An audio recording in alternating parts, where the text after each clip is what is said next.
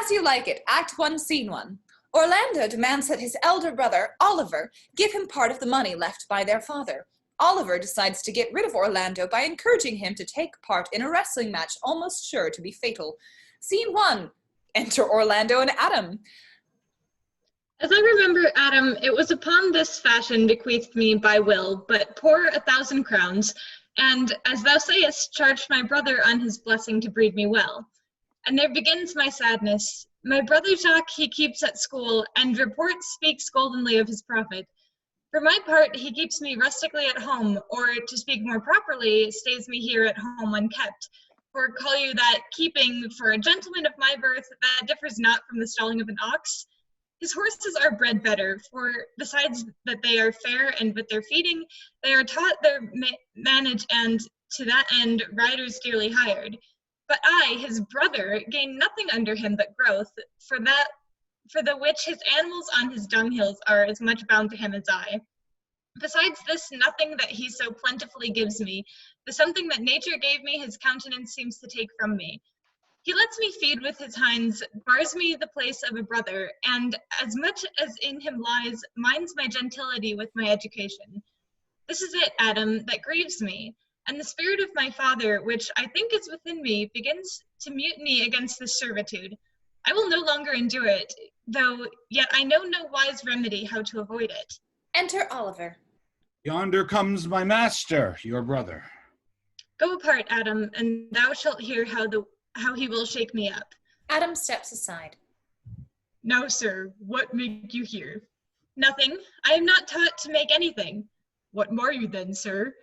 Marry, sir, I am helping you to mar that which God made, a poor unworthy brother of yours, with idleness. Marry, sir, be better employed, and be not a while. Shall I keep your hogs and eat husks with them? What prodigal portion have I spent that I should come to such penury? Know you where you are, sir? Oh, sir, very well, here in your orchard. Know you before whom, sir? I, better than him I am before knows me. I know you are my eldest brother, and in the gentle condition of blood you should so know me. The courtesy of nations allows you my better in that you are the firstborn, but the same tradition takes not away my blood, were there 20 brothers betwixt us. I have as much of my father in me as you. Able it I confess your coming before me is nearer to his reverence. What, boy? Come, elder brother, you are too young in this. Wilt thou lay hands on me, villain? I am no villain. I am the youngest son of Sir Rowland de Boys. He was my father, and he is thrice a villain that says such a father begot villains. Wert thou not my brother, I would not take this hand from thy throat till this other hand had pulled thy tongue for saying so. Thou hast railed on thyself. Sweet masters, be patient, for your father's remembrance be at accord. Let me go, I say. I will not till I please. You shall hear me. My father charged you in his will to give me good education. You have trained me like a peasant, obscuring and hiding from me all gentlemanlike qualities. The spirit of my father grows strong in me, and I will no longer endure it. Therefore, allow me such exercises as may become a gentleman, or give me the poor lottery my father left me by testament. With that I will go by my fortunes. Orlando releases Oliver. And what wilt thou do, beg when that is spent? Well, sir, get you in. I will not be troubled with you. You shall have some part of your will. I pray you leave me. I will no further offend you than becomes me for my good. Get you with him, you old dog. Is old dog my reward? Most true, I have lost my teeth in your service. God be with my old master. He would not have spoke such a word. Orlando and Adam exit. Is it even so? Begin you to grow upon me? I will physic your rankness, and yet give no 1,000 crowns neither. Holla, Dennis! Enter Dennis. Calls your worship? Was not Charles, the Duke's wrestler, here to speak with me? So please you, he is here at the door and importunes access to you. Call him in. Dennis exits. 'Twill be a good way, and tomorrow the wrestling is. Enter Charles. Good morrow to your worship. Good morrow, Charles. What's the new news at the new court? There's no news at the court, sir, but the old news. That is, the old duke is banished by his younger brother, the new duke, and 3 or 4 loving lords have put themselves into voluntary exile with him, whose lands and revenues enrich the new duke. Therefore, he gives them good leave to wander. Could you tell if Rosalind, the duke's daughter, be banished with her father? Oh, no. For the duke's daughter, her cousin, so loves her, being ever from their cradles bred together, that she would have followed her exile or have died to stay behind her. She is at the court, and no less beloved of her uncle than his own daughter, and never the two ladies loved as they do. Where will the old duke live? They say he is already in the forest of Arden, and many merry men with him. They live like old Robin Hood of England. They say many young gentlemen flock to him every day and fleet the time carelessly, as they did in the Golden World. What, you wrestle tomorrow before the new duke? Marry, do I, sir, and I came to acquaint you with a matter. I am given, sir, secretly to understand that your younger brother Orlando hath a disposition to come in disguise against me to try a fall. Tomorrow, sir, I wrestle for my credit, and he that escapes me without some broken limb shall acquit him well. Your brother is but young and tender, and for your love I would be loath to foil him, as I must for my own honor if he come in. Therefore, out of my love to you, I came hither to acquaint you with all, that either you might stay him from his intentment, or brook such disgrace well as he shall run into, in that it is a thing of his own search, and altogether against my will.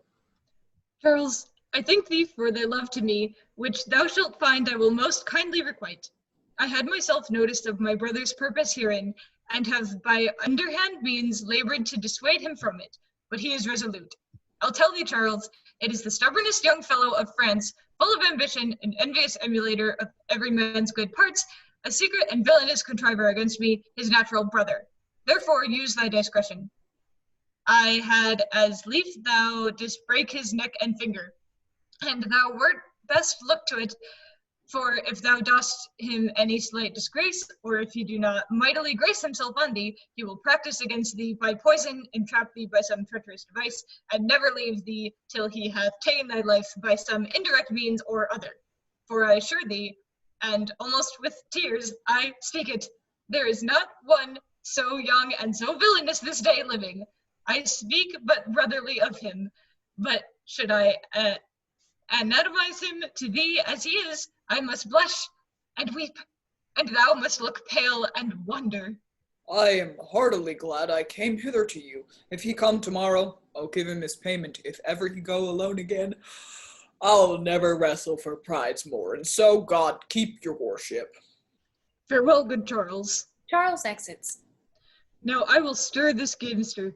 I hope I shall see an end of him, for my soul, yet I know not why, hates nothing more than he. Yet he's gentle, never schooled and yet learned, full of noble device, and of all sorts enchantingly beloved, and indeed so much in the heart of the world, and especially of my own people, who best know him, that I am altogether misprized. But it shall not be so long, this wrestler shall clear all. Nothing remains but that I kindle the boy thither, which now I'll go about. He exits. Act 2, Scene 1. Orlando wins the wrestling match, and, at the same time, wins the heart of Rosalind, daughter of the legitimate duke now banished by his usurping brother, Duke Frederick. Orlando is equally attracted to Rosalind. Scene 2, enter Rosalind and Celia. I pray thee, Rosalind, sweet my coz, be merry. Dear Celia, I show more mirth than I am mistress of, and would you yet I were merrier? Unless you could teach me to forget a banished father, you must not learn me how to remember any extraordinary pleasure. Herein I see thou lovest me not with the full weight that I love thee. If my uncle, thy banished father, had banished thy uncle, the duke, my father, so thou hadst been still with me. I could have taught my love to take thy father for mine. So wouldst thou, if the truth of thy love to me were so righteously tempered as mine is to thee. Well, I will forget the condition of my estate and rejoice in yours. You know my father hath no child but I, nor none is like to have. And truly, when he dies, thou shalt be his heir. For what he hath taken away from thy father perforce, I will render thee again in affection. By mine honor, I will. And when I break that oath, let me turn monster. Therefore, my sweet Rose, my dear Rose, be merry. From henceforth I will, and devise sports. Let me see. What think you of falling in love? Marry, I pray thee do, to make sport withal.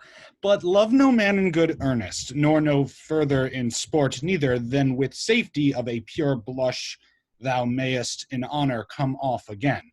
What shall be our sport then? Let us, where did I go? Let us sit and mock the good housewife Fortune from her wheel, and that her gifts may henceforth be bestowed equally. I would we could do so, for her benefits are mightily misplaced, and the bountiful blind woman doth mistake in her gifts to women. 'Tis true. For those that she makes fair, she scarce makes honest.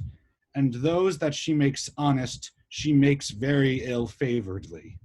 Nay, now thou goest from Fortune's office to Nature's. Fortune reigns in gifts of the world, not in the lineaments of nature. No, when nature hath made a fair creature, may she not by fortune fall into the fire? Enter Touchstone. Though nature hath given us wit to flout at fortune, hath not fortune sent in this fool to cut off the argument? Indeed, there is fortune too hard for nature, when fortune makes nature's natural, the cutter off of nature's wit. Peradventure, this is not fortune's work neither, but nature's, who perceiveth our natural wits too dull to reason with of such goddesses, and hath sent this natural for our whetstone, for always the dullness of the fool is the whetstone of the wits. How now, wit, whither wander you? Mistress, you must come away to your father. Were you made the messenger? No, by mine honor, I was bid to come for you. Where learned you that oath, fool? Of a certain knight that swore by his honor they were good pancakes, and swore by his honor the mustard was not. Now I'll stand to it. The pancakes were not, and the mustard was good, yet was not the knight forsworn. Oh, fuck me line. Oh yeah, how prove you that in the great heap of your knowledge? I'm merry, now unmuzzle your wisdom. Stand you both forth now, stroke your chins, and swear by your beards that I am a knave. By our beards, if we have them, thou art. By my knavery, if I had it, then I were. But if you swear by that is not, you are not forsworn. No more was this knight swearing by his honor, for he never had any, or if he had sworn it away before ever he saw those pancakes or that mustard. Prithee, who is it that thou mean'st? One that old Frederick, your father, loves. My father's love is enough to honor him. Enough! Speak no more of him. You will be whipped for taxation one of these days. The more pity that fools may not speak wisely, that what wise men do foolishly. By my troth, thou sayest true. For, since the little wit that fools have was silenced, the little foolery that wise men have makes a great show. Here comes Monsieur Le Beau. Enter Le Beau. With his mouth full of news. Which he will put on us as pigeons feed their young. Then shall we be news crammed. All the better, we shall be the more marketable. Bonjour, Monsieur Le Beau. What's the news? Fair princess, you have lost much good sport. Sport? Of what color? What color, madam? How shall I answer you? As wit and fortune will. Or as the destinies decrees. Well said, that was laid on with a trowel. Nay, if I keep not my rank. Thou losest thy old smell. You amaze me, ladies. I would have told you of good wrestling, of which you have lost the sight of. Yet tell us the manner of the wrestling. I will tell you in the beginning, and if it please your ladyships, you may see the end, for the best is yet to do, and here, where you are, they are coming to perform it. Well, the beginning that is dead and buried. There comes an old man and his 3 sons. I could match this beginning with an old tale. Breed proper young men of excellent growth and presence. With the bills on their necks, be it known unto all men by these presents. The eldest of the three wrestled with Charles, the Duke's wrestler, which Charles in a moment threw him and broke 3 of his ribs, that there is little hope of life in him. So served he the second, and so the third. Yonder they lie, the poor old man, their father, making such pitiful dole over them that all the beholders take his part with weeping. Alas. But what is the sport, monsieur, that the ladies have lost? Why, this is that I speak of. Thus men may grow wiser every day. It is the first time that ever I heard breaking of ribs was sport for ladies. Or I promise thee. But is there any else longs to see this broken music in his sides? Is there yet another dotes upon rib breaking? Shall we see this wrestling, cousin? You must, if you stay here, for here is the place appointed for the wrestling, and they are ready to perform it. Yonder sure they are coming. Let us now stay and see it. Flourish, enter Duke Frederick, Lords Orlando, Charles, and attendants. Come in, since the youth will not be entreated, his own peril on his forwardness. Is yonder the man? Even he, madam. Alas, he is too young, yet he looks successfully. How now, daughter and cousin, are you crept here to see the wrestling? Aye, my liege, so please you give us leave. You will take little delight in it, I can tell you. There is such odds in the man. In pity of the challenger's youth, I would fain dissuade him, but he will not be entreated. Speak to him, ladies, see if you can move him. Call him hither, good Monsieur Lebeau. Do so, I'll not be by. He steps aside. Monsieur the challenger, the princess calls for you. I attend them with all respect and duty. Young man, have you challenged Charles the wrestler? No, fair princess. He is the general challenger. I come in as others do, to try with him the strength of my youth. Young gentlemen, your spirits are too bold for your years. You have seen cruel proof of this man's strength. If you saw yourself with your eyes or knew yourself with your judgment, the fear of your adventure would counsel you to a more equal enterprise. We pray you for your own sake to embrace your own safety and give over this attempt. Do, young sir, your reputation shall not therefore be misprized. We will make it our suit to the Duke, and the wrestling might not go forward. I beseech you, punish me not with your hard thoughts, wherein I confess me much guilty to deny so fair and excellent ladies anything. But let your fair eyes and gentle wishes go with me to my trial, wherein, if I be foiled, there is but one shamed that was never gracious. If killed, but one dead that is willing to be so. I shall do my friends no wrong, for I have none to lament me, the world no injury, for in it I have nothing. Only in the world I fill up a place which may be better supplied when I have made it empty. The little strength that I have, I would it were with you. And mine to eke out hers. Pray you well. Pray heaven I be deceived in you. Your heart's desires be with you. Come, where is this young gallant that is so desirous to lie with his mother earth? Pretty, sir, but his will hath in it a more modest working. You shall try but one fall. No, I warn your grace, you shall not entreat him to a second that hath so mightily persuaded him from a first. You mean to mock me after? You should not have mocked me before, but come your ways. Now Hercules be thy speed, young man. I would I were invisible to catch the strong fellow by the leg. Orlando and Charles wrestle. Oh, excellent young man. If I had a thunderbolt in mine eye, I can tell who should down. Orlando throws Charles. Shout! No more! No more! Yes, I beseech your grace, I am not yet well breathed. How dost thou, Charles? He cannot speak, my lord. Bear him away. Charles is carried off by attendants. What is thy name, young man? Orlando, my liege, the youngest son of Sir Roland de Boys. I would thou hast been son to some man else, the world's esteemed by thy father honorable, but I did find him still mine enemy. Thou shouldst have better pleased me with this deed, hast thou descended from another house, but fare thee well, thou art a gallant youth. I would thou hast told me of another father, The Duke exits with Touchstone, Libbo, lords and attendants. Were my father, cuz, would I do this? I am more proud to be Sir Roland's son, his youngest son, and would not change that calling to be adopted heir to Friedrich. My father loved Sir Roland as his soul, and all the world was of my father's mind. Had I before known this young man his son, I should have given him tears unto entreaties ere he should thus have ventured. Gentle cousin, let us go thank him and encourage him. My father's rough and envious disposition sticks to me at heart.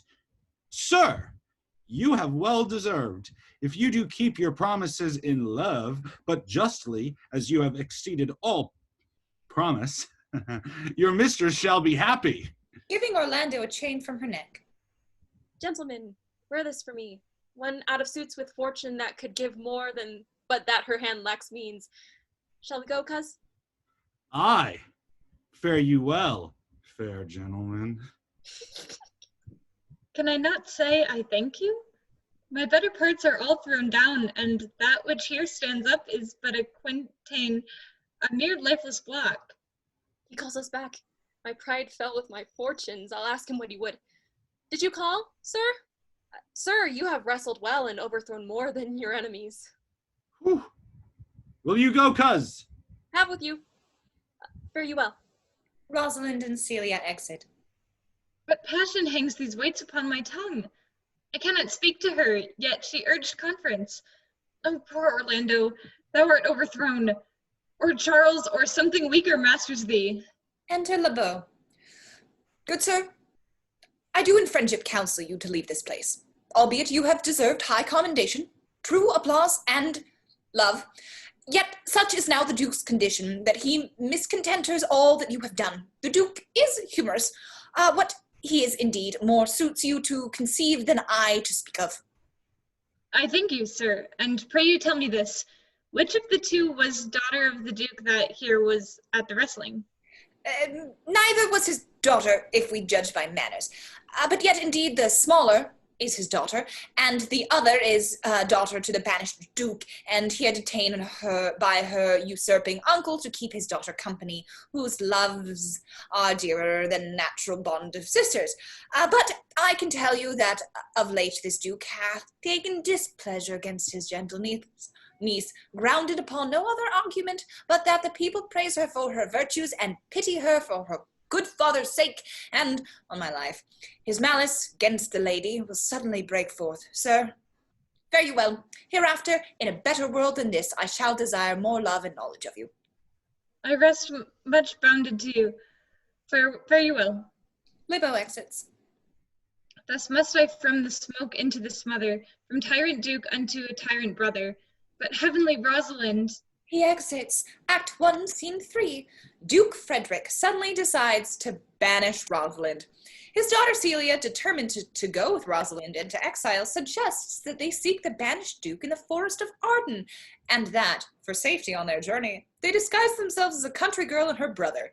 They agree to ask the court fool Touchstone to go with them. Enter Celia and Rosalind. Why, cousin, why, Rosalind, Cupid have mercy, not a word? Not one to throw at a dog. No, thy words are too precious to be cast away upon cures. Throw some of them at me. Come, lame me with reasons. Then there were two cousins laid up, when one should be lamed with reasons and the other mad without any. But is all this for your father? No, some of it is for my child's father. Oh, how full of briars is this working day world! They are but burrs, cousin, thrown upon thee in holiday foolery. If we walk not in the trodden paths, our very petticoats will catch them. I could shake them off my coat. These burrs are in my heart. Hem them away. I would try if I could cry him and have him. Come, wrestle with thy affections. Oh, they take the part of a better wrestler than myself. Oh, a good wish upon you. You will try in time, in despite of a fall. But turning these jests out of service, let us talk in good earnest. Is it possible on such a sudden you should fall into so strong a liking with Sir Rowland's youngest son? The Duke, my father, loved his father dearly. Doth it therefore ensue that you should love his son dearly? By this kind of chase I should hate him, for my father hated his father dearly. Yet I hate not Orlando. No, faith, hate him not for my sake. Why should I not? Doth he not deserve well? Let me love him for that, and do you love him because I do? Enter Duke Frederick with lords. Look, here comes the Duke. Oh, with his eyes full of anger. Wait. Again. Mistress, dispatch you with your safest haste and get you from out of court. Me, uncle? You, cousin, within these 10 days, if that thou beest found so near our public court as 20 miles, thou diest for it. I do beseech your grace, let me the knowledge of my fault bear with me. If with myself I hold intelligence or have acquaintance with mine own desires, if that I do not dream or be not frantic, as I do trust I am not, then, dear uncle, never so much as in a thought unborn did I offend your highness. As do all traitors. If their purgation did consist in words, they are as innocent as grace itself. Let it suffice thee that I trust thee not. Yet your mistrust cannot make me a traitor. Tell me whereon the likelihood depends. Thou art thy father's daughter. There's enough. So was I when your highness took his dukedom. So was I when your highness banished him. Treason is not inherited, my lord. Or if we did derive it from our friends, what's that to me? My father was no traitor. Then, good my liege, mistake me not so much to think my poverty is treacherous. Dear sovereign, hear me speak. Aye, Celia, we stayed her for your sake, else had she with her father ranged along. I did not then entreat to have her stay. It was your pleasure and your own remorse. I was too young that time to value her, but now I know her. If she be a traitor, why, so am I. We still have slept together. But Rose, at an instant, learned, played, eat together, and, wheresoe'er we went, like Juno's swan, still we went coupled and inseparable. She is too subtle for thee, and her smoothness, her very silence, and her patience speak to the people, and they pity her. Thou art a fool. She robs thee of thy name, and thou wilt show more bright and seem more virtuous when she's gone. Then open not thy lips. Firm and irrevocable is my doom, upon which I have passed upon her. She is banished. Pronounce that sentence then on me, my liege. I cannot live out of her company. You are a fool. You needs provide yourself. If you outstay the time upon mine honor and in the greatness of my word, you die. Duke and Lord exit. Oh, my poor Rosalind, whither wilt thou go? Wilt thou change fathers? I will give thee mine. I charge thee, be not thou more grieved than I am. I have more cause. Thou hast not, cousin. Prithee, be cheerful. Knowest thou not the Duke hath banished me, his daughter? That he hath not. No, hath not. Rosalind lacks then the love which teacheth thee that thou and I am one. Shall we be surrendered? Shall we part, sweet girl? No. Let my father seek another heir. Therefore devise with me how we may fly, whither to go, and what to bear with us. And do not seek to change your change upon you, to bear your griefs yourself and leave me out. For, by this heaven, now at our sorrow's pale, say what thou canst, I'll go along with thee. Why, whither shall we go? To seek my uncle in the forest of Arden. Alas, what danger will it be to us, maids as we are, to travel forth so far? Beauty provoketh thieves sooner than gold. I'll put myself in poor and mean attire, and with a kind of umber smirch my face. The like do you, so shall we pass along and never stir assailants. Were it not better, because that I am more than common tall, that I did suit me at all points like a man? A gallant, curtail axe upon my thigh, a boar spear in my hand, and in my heart lie there what hidden women's fear their will have a swashing and a martial outside, as many other mannish cowards have that do outface it with their semblances. What shall I call thee when thou art a man? I'll have no worse a name than Jove's own page, and therefore look you call me Ganymede. What will you be called? Something that hath a reference to my state. No longer Celia, But how is this supposed to be said? Alina? Yeah. Alina? Okay. No longer Celia, but Alina. But cousin, what if we essayed to steal the clownish fool out of your father's court? Would he not be a comfort to our travel? He'll go along o'er the wide world with me. Leave me alone to woo him. Let's away and get our jewels and our wealth together. Devise the fittest time and safest way to hide us from pursuit that will be made after my flight. Now go, we in content, to liberty and not to banishment. They exit. Act 2, Scene 1.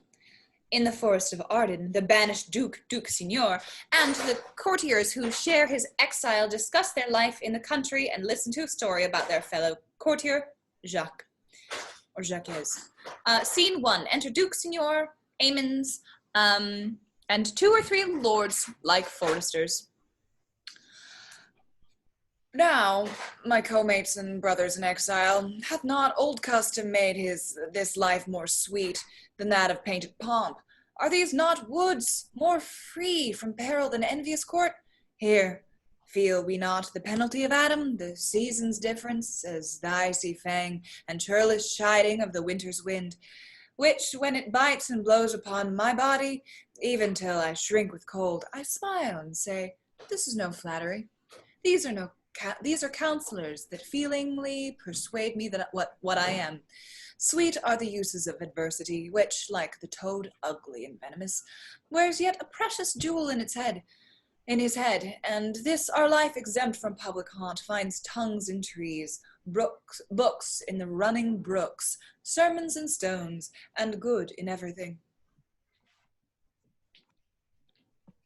I would not change it. Happy is your grace that can translate the stubbornness of fortune into so quiet and so sweet a style. Come, shall we go and kill us a venison? And yet it irks me that the poor dappled fools, being native burghers of this desert city, should in their own confines with forked heads have their rounded haunches gored. Indeed, my lord. Oh, go. Indeed, my lord, the melancholy Jacques grieves at that, and in that kind swears you do more usurp than doth your brother that hath banished you. Today, my lord of Aemons, and myself did steal behind him as he lay along under an oak, whose antique roots peeps out upon the brook that brawls along this wood, to which the place a poor sequestered stag that from the hunter's aim had taken a hurt that come to language. And indeed, my lord, the wretched animal heaved forth such groans that their discharges stretched his leathern coat almost to bursting, and the big round tears coursed one another down his innocent nose in piteous chase. And thus the heavy fool, much market of the melancholy Jacques, stood on the extremest verge of the stripped brook, augmenting it with tears. But what said Jacques? How do we say this name? I don't know. In French, British it would be language, it's Jacques. pronounced Jaques. Jacques? Yeah. Jacques, okay. But what said Jacques? Did he not moralize this spectacle? Oh yes, into 1,000 for his weeping into the needless stream. Poor dear, quoth he, thou makest a testament as worldlings do, giving thy sum of more to that which hath too much, and being there alone, left and abandoned of his velvet friends. 'Tis right, quoth he, because misery doth part the flocks of company. And on a careless herd, full of the pasture, jumps along by him and never stays to greet him. Aye, quoth Jacques, sweep on, you fat and greasy citizens, 'tis just the fashion. Wherefore do you look upon that poor and broken bankrupt there? Thus most invectively he pierceth through the body of country, city, court, yea, and of this our life, swearing that we are mere usurpers, tyrants, and what's worse, to fright the animals and to kill them up and in their assigned and native dwelling place. And did you reap him in this contemplation? We did, my lord, weeping and commenting upon the sobbing deer. Show me the place. I love to cope him in these sullen fits, for then he's full of matter. I'll bring you to him straight. They exit. Act 2, Scene 2. Duke Frederick, discovering Celia's disappearance, suspects Orlando. He sends servants to bring Orlando to court. Scene 2. Enter Duke Frederick with lords. Can it be possible that no man saw them? It cannot be. Some villains of my court are of consent and sufferance in this. I Is cannot. this the same person? Yeah. No, it's not the same person. Different lords. I cannot hear of any that did see her. The ladies, her attendants of her chamber, saw her abed, and in the morning early they found the bed untreasured of their mistress. My lord, the Rhenish clown at whom so oft your grace was wont to laugh at is also missing. Hesperia, the princess gentlewoman, confesses that she secretly overheard your daughter and her cousin much commend the parts and graces of the wrestler that did but lately foil the sinuate Charles, and he believes wherever they are gone that youth is surely in their company. Send this to his brother. Fetch a gallant hither. If he be absent, bring his brother to me. I'll make him find him. Do this suddenly, and let not search and inquisition quail to bring again these foolish runaways. They exit. Act 2, Scene 3.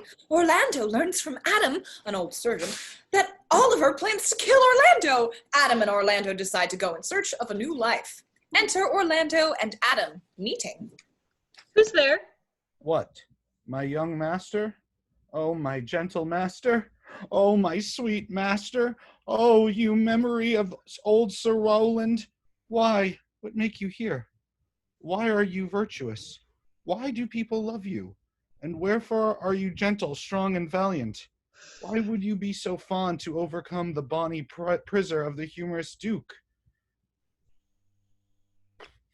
Oh, your praise is come too swiftly home before you. Know you not, master, to some kind of men their graces serve them but as enemies? No more do yours. Your virtues, gentle master, are sanctified and holy traitors to you. Oh, what a world is this when what is calmly envenoms him that bears it. Why? What's the matter? Oh, unhappy youth! Come not within these doors. Within this roof the enemy of all your graces lives, your brother. No brother, yet the son.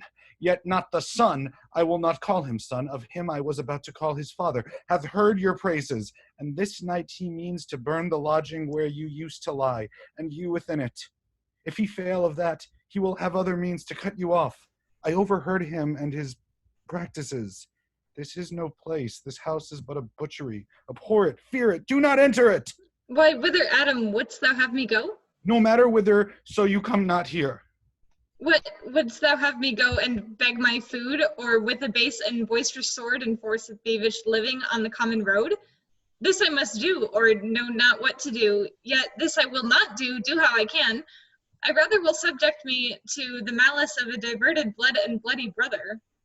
But do not so. I have 500 crowns, and the thrifty hire I saved under your father, which I did store to be my foster nurse when service should in my old limbs lie lame, and unregarded age in corners thrown. Take that, and he that doth the ravens feed, yea, providently caters for the sparrow. Be comfort to my age. Here is the gold. All this I give you. Let me be your servant. Though I look old, yet I am strong and lusty. For in my youth I never did apply hot and rebellious liquors in my blood, nor did not with unbashful forehead woo the means of weakness and debility. Therefore my age is a lusty winter, frosty but kindly. Let me go with you. I'll do the service of a younger man in all your business and necessities. O good old man, how well in thee appears the constant service of the antique world, when service sweat for duty, not for meed. Thou art not for the fashion of these times, where none will sweat but for promotion, and having that do choke their service up, even with the having. It is not so with thee. But, poor old man, thou prunest a rotten tree that cannot so much as blossom yield in lieu of all thy pains and husbandry. But come thy ways, we'll go along together, and ere we have thy youthful wages spent, we'll light upon some settled low content. Master, go on, and I will follow thee to the last gasp with truth and loyalty. For 17 years till now, almost fourscore, here lived I, but now live here no more. At 17 years, many their fortunes seek, but at fourscore, it is too late a week. Yet fortune cannot recompense me better than to die well, and not my master's debtor.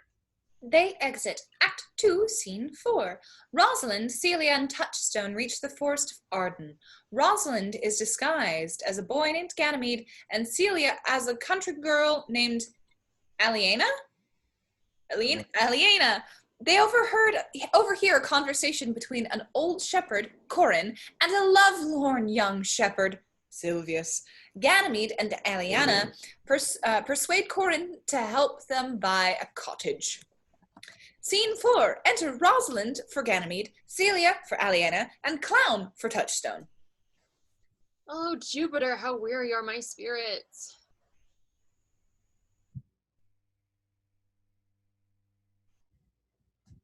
Senmetsu. I care not for my spirits if my legs were not weary. I could find in my heart to disgrace my man's apparel and to cry like a woman, but I must comfort the weaker vessel, as doublet and hose ought to show itself courageous to petticoat. Therefore, courage, good Aliena. I pray you bear with me. I cannot go no further. For my part, I had rather bear with you than bear you. Yet I should bear no cross if I did bear you, for I think you have no money in your purse. Well, this is the forest of Arden. Aye, now am I in Arden, the more fool I. When I was at home, I was in a better place, but travelers must be content. I be so, good Touchstone. Enter Corin and Silvius. Look here, look you who comes here, a young man and old and solemn talk. Rosalind, Celia, and Touchstone step aside and eavesdrop. That is the way to make her scorn you still. Oh, Corin, that thou knewest how I do love her. I partly guess, for I have loved ere now. Oh, Corin, being old, thou canst not guess, though in thy youth thou wast as true a lover as ever sighed upon a midnight pillow. But if thy love were ever like to mine, as sure I think I did never love, as sure I think did never man love so, how many actions most ridiculous hast thou been drawn to by thy fantasy? Into 1,000 that I have forgotten. Oh, thou didst never love so heartily. If thou rememberest not the slightest folly that ever love did make thee run into, thou hast not loved. Or if thou hast not sat as I do now, wearing thy hearer and thy mistress's praise, thou hast not loved. Or if thou hast not broke from company abruptly, as my passion now makes me, thou hast not loved. Oh, Phoebe, Phoebe, Phoebe. He exits. Alas, poor shepherd, searching of thy wound, I have by hard adventure found mine own. And I mine. I remember when I was in love, I broke my sword upon a stone and bid him take that for coming a night to Jane's smile. And I remember the kissing of her bachelor and the cow's dung and the cow's ducks that her pretty chopped hands had milked. And I remember the wooing of a peace cot instead of her, from whom I took 2 cots, and giving her them again, said with weeping tears, wear these for my sake. We that are true lovers run into strange capers, but as all is mortal in nature, so it's all nature in love, mortal in folly. Thou speakest wiser than thou art ware of.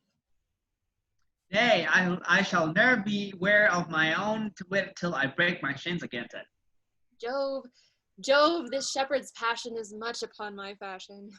And mine, but it grows something stale with me. I pray you, one of you question yond man, if he for gold will give us any food. I faint almost to death. Hola, you clown! Peace, fool, he's not thy kinsman. Who calls? You're better, sir. Else are they very wretched. Peace, I say. Good even to you, friend. And to you, gentle sir, and to you all. I prithee, shepherd, if that love or gold can in this desert place buy entertainment, bring us where we may rest ourselves and feed. Here's a young maid with travel, much oppressed, and faints for succor. Fair sir, I pity her, and wish for her sake more than for mine own. My fortunes were more able to relieve her. But I am shepherd to another man, and do not shear the fleeces that I graze. My master is of churlish disposition, and little recks to find the way to heaven by doing deeds of hospitality. Besides, his coat, his flocks, and bounds of feed are now on sale, and at our sheepcote now, by reason of his absence, there is nothing that you will feed on. But what is, come see, and in my voice most welcome you shall be. What is he that shall buy this flock and pasture? That young swain that you saw here but erewhile, that little cares for buying anything. I pray thee, if it stand with honesty, buy thou the cottage, pasture, and the flock, and thou shalt have to pay for it of us.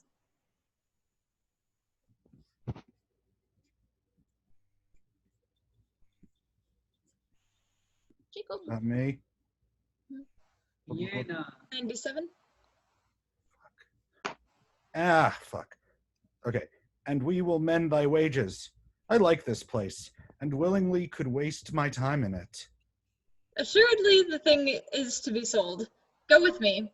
If you like upon report the soil, the profit, and this kind of life, I will your very faithful feeder be, and buy it with your gold right suddenly. They exit. Act 2, Scene 5. Amien's song celebrating life in the woods is mocked by Jacques, parodying of the song. Scene 5. Enter Amien's, Jacques, and others. Song. Under the greenwood tree, who loves to lie with me, and turn his merry note unto the sweet bird's throat. Come hither, come hither, come hither. Here shall he see no enemy, but winter and rough weather. More, I pray thee, more! It will make you melancholy, Monsieur Jacques. I think it. More, I prithee, more! I can suck melancholy out of a song as a weasel sucks eggs. More, I prithee, more! My voice is ragged. I know I cannot please you. I do not desire you to please me. I do desire you to sing. Come, more, another stanzo. Call you stanzos? Call you stanzos? What you will, Monsieur Jacques? Nay, I care not for their names. They owe me nothing. Will you sing? More at your request than to please myself. Well then, if ever I thank any man, I'll thank you. But that they call compliment is like the encounter of two dog apes. And when a man thanks me heartily, methinks I have given him a penny, and he renders me the beggarly thanks. Come, sing, and you that will not hold your tongues. Well, I'll end the song. Sirs, cover the while. The Duke will drink under this tree. He hath been all this day to look you. And I have been all this day to avoid him. He is too disputable for my company. I think of as many matters as he, but I give heaven thanks and make no boast of them. Come, warble, come. Song. Who doth ambition shun, and loves to live with the sun, seeking the food he eats, and pleased with what he gets. Come hither, come hither, come hither. Here shall he see no enemy, but winter and rough weather. I'll give you a verse to this note that I made yesterday in despite of my invention. And I'll sing it. Thus it goes. If it do come to pass that any man turn ass, leaving his wealth and ease, a stubborn will to please, duckdom, duckdom, duckdom, here shall he see gross fools as he, and if he will come to me. What's that, duckdom? 'Tis a Greek invocation to call fools into a circle. I'll go sleep if I can. If I cannot, I'll rail against all the firstborn of Egypt. And I'll go seek the Duke. His banquet is prepared. They exit. Act 2, Scene 6. Orlando leaves Adam near starvation under a tree and goes off determined to find food. Scene 6. Enter Orlando and Adam. Dear master, I can go no further. Oh, I die for food. Here lie I down and measure out my grave. Farewell, kind master. He lies down. Why, how now, Adam? No greater heart in thee. Live a little, comfort a little, cheer thyself a little. If this uncouth forest yield anything savage, I will either be food for it or bring it for food to thee. Thy conceit is nearer death than thy powers. For my sake, be comfortable. Hold death a while at the arm's end.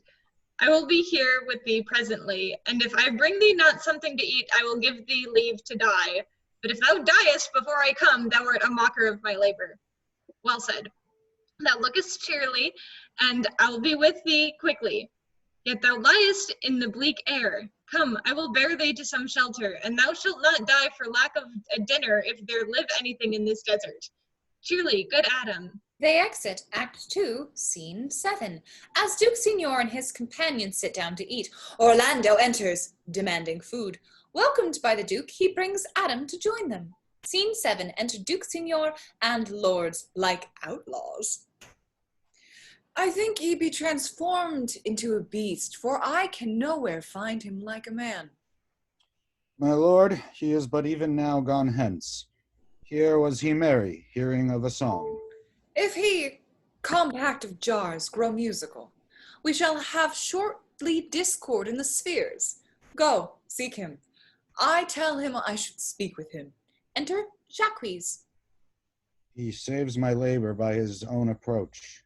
Why, how now, monsieur? What a life is this? Your poor friends must woo your company. What, you look merrily. A fool! A fool! I met a fool in the forest! A motley fool, a miserable world, as I do live by food. I met a fool, who laid him down, and basked him in the sun, and railed on Lady Fortune in good terms, in good set terms, and yet a motley fool. Good morrow, fool, quoth I. No, sir, quoth he, call me not fool till heaven hath sent me fortune. And then he drew a dial from his poke, and, looking on it with lackluster eye, says very wisely, It is 10 o'clock, thus we may see, quoth he, how the world wags. 'Tis but an hour ago since it was 9, and after one more hour 'twill be 11, and so from hour to hour we ripe, and then from hour to hour we rot, and thereby hangs a tale. When I did hear the motley fool thus moral on the time, my lungs began to crow like a chanticleer. Chanticleer. Yep, you're right. A name given to a rooster, especially in fairy tales. My lungs begin to crow like chanticleer, that fools should be so deep contemplative. And I did laugh, sans intermission, an hour by his dial. O noble fool, O worthy fool, motley's the only wear. What fool is this? O worthy fool, one that hath been a courtier, and says, if ladies be but young and fair, they have the gift to know it. And in his brain, which is as dry as the remainder biscuit of a voyage, he hath strange places crammed with observation, the which he vents in mangled forms. Oh, that I were a fool! I am ambitious for a motley coat. Thou shalt have one. It is my only suit. Provided that you weed your better judgments of all opinion that grows rank in them, that I am wise. I must have liberty withal, as large a charter as the wind, to blow on whom I please, for so fools have, and they that are most galled with my folly, they most must laugh. And why, sir, must they so? The why is plain as way to parish church. He that a fool doth very wisely hit, doth very foolishly, although he's smart, not to seem senseless of the bob. If not, the wise man's folly is anatomized even by the squandering glances of even by the squandering glances of the fool. Invest me in my motley, give me leave to speak my mind, and I will through and through cleanse the foul body of the infected world, if they will patiently receive my medicine. Fie on thee, I can tell what thou wouldst do. What? For a counter would I do but good? Most mischievous foul sin in chiding sin, for thou thyself hast been a libertine, as sensual as the brutish sting itself, and all the embossed sores and headed evils that thou with license of free foot hast caught, would thou disgorge into the general world. Why, who cries out on pride that can therein tax any private party? Doth it not flow as hugely as the sea till that the weary very means do ebb? What woman in the city do I name when that I say the city woman bears the cost of princess on unworthy shoulders? Who can come in and say that I mean her, when such a one as she, such is her neighbor? Or what is he of basest function that says his bravery is not on my cost, thinking that I mean him, but therein suits his folly to the metal of my speech? There then, how then, what then? Let me see wherein my tongue hath wronged him. If it do him right, then he hath wronged himself. If he be free, why then my taxing like a wild goose flies unclaimed of any man. Enter Orlando, brandishing a sword. But who comes here? Forbear, and eat no more, Why, I have eaten none yet. nor shalt not till necessity be served. Of what kind should this cock come of? Art thou thus emboldened, man, by thy distress, or else a rude despiser of good manners, that in civility thou seemest so empty? You touched my vein at first. The thorny point of bare distress hath ta'en from me the show of smooth civility. Yet am I inland bred and know some nurture. But forbear, I say. He dies that touches any of this fruit till I and my affairs are answered. You will not be answered with reason. I must die. What would you have? Your gentleness shall force more than your force move us to gentleness. I almost die for food, and let me have it. Sit down and feed, and welcome to our table. Speak you so gently? Pardon me, I pray you. I thought that all things had been savage here, and therefore put I on the countenance of stern commandment. But whatever you are that in this desert inaccessible under the shade of melancholy boughs lose and neglect the creeping hours of time, if ever you have looked on better days, if ever been where bells have knolled to church, if ever sat at any good man's feast, if ever from your eyelids wiped a tear, and know what 'tis to pity and be pitied, let gentleness my strong enforcement be, in the which hope I blush and hide my sword. He sheathes his sword.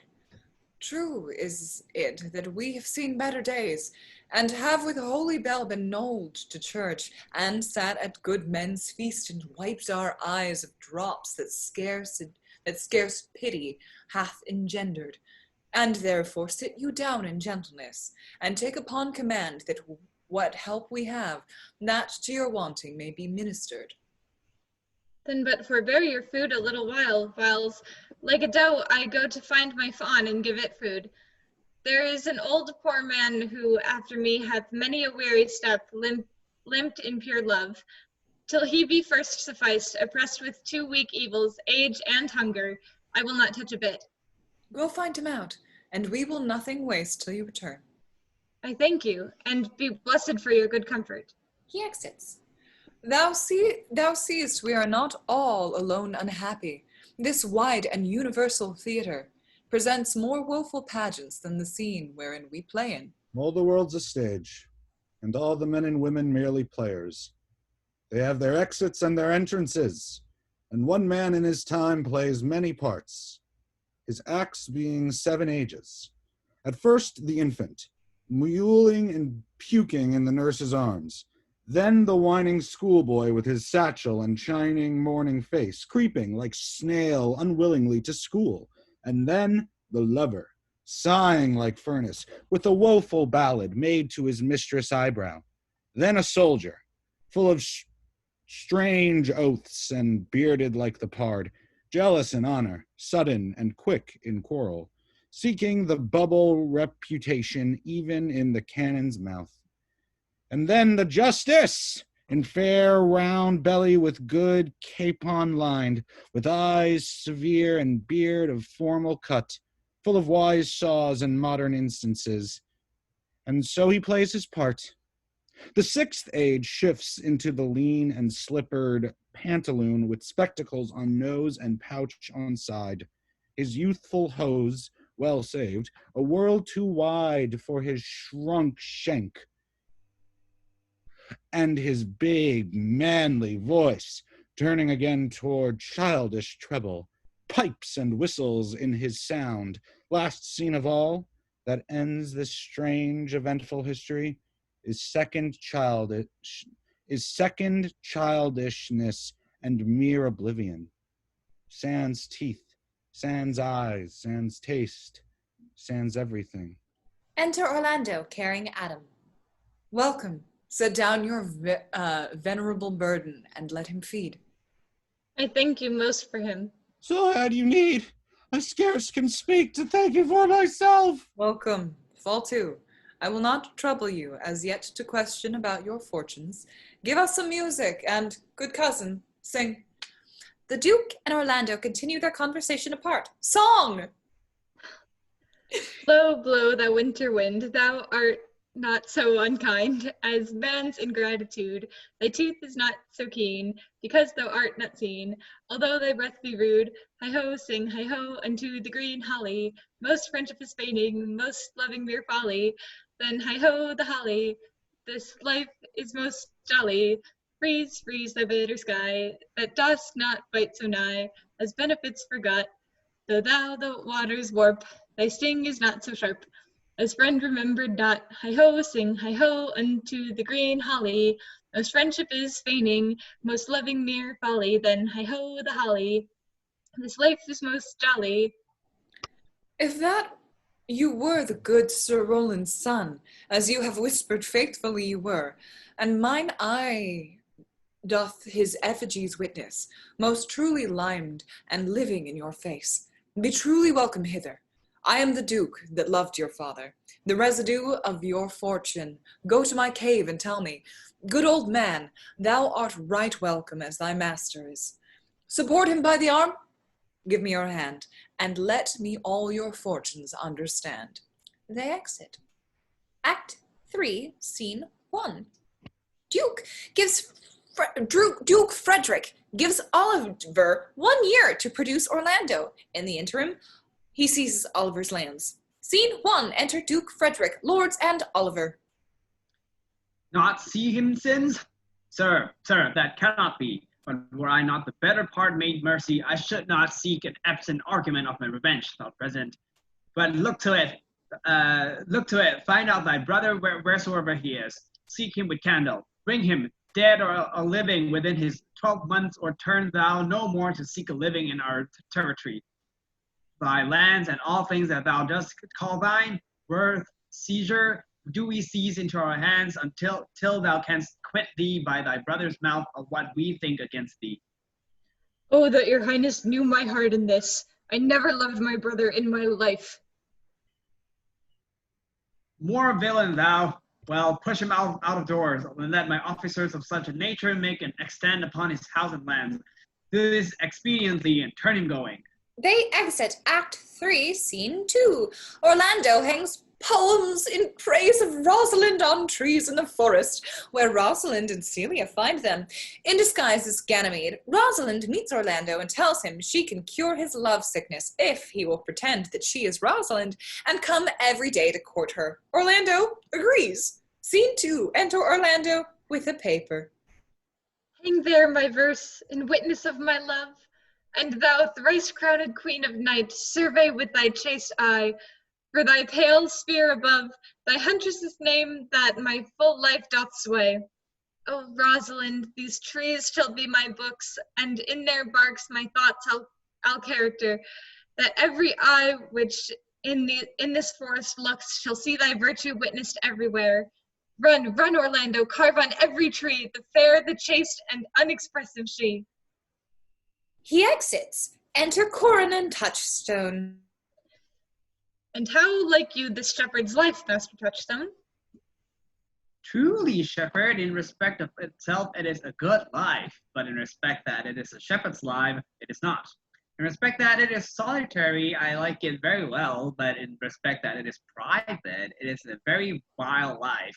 Now, in respect it is in the field, it pleases me well, but in respect that it's not in the court, it is tedious. As it is a spare life, look you, it fits my humor well, but as there is no more plenty in it, it goes much against my stomach. Has any philosophy in thee, shepherd?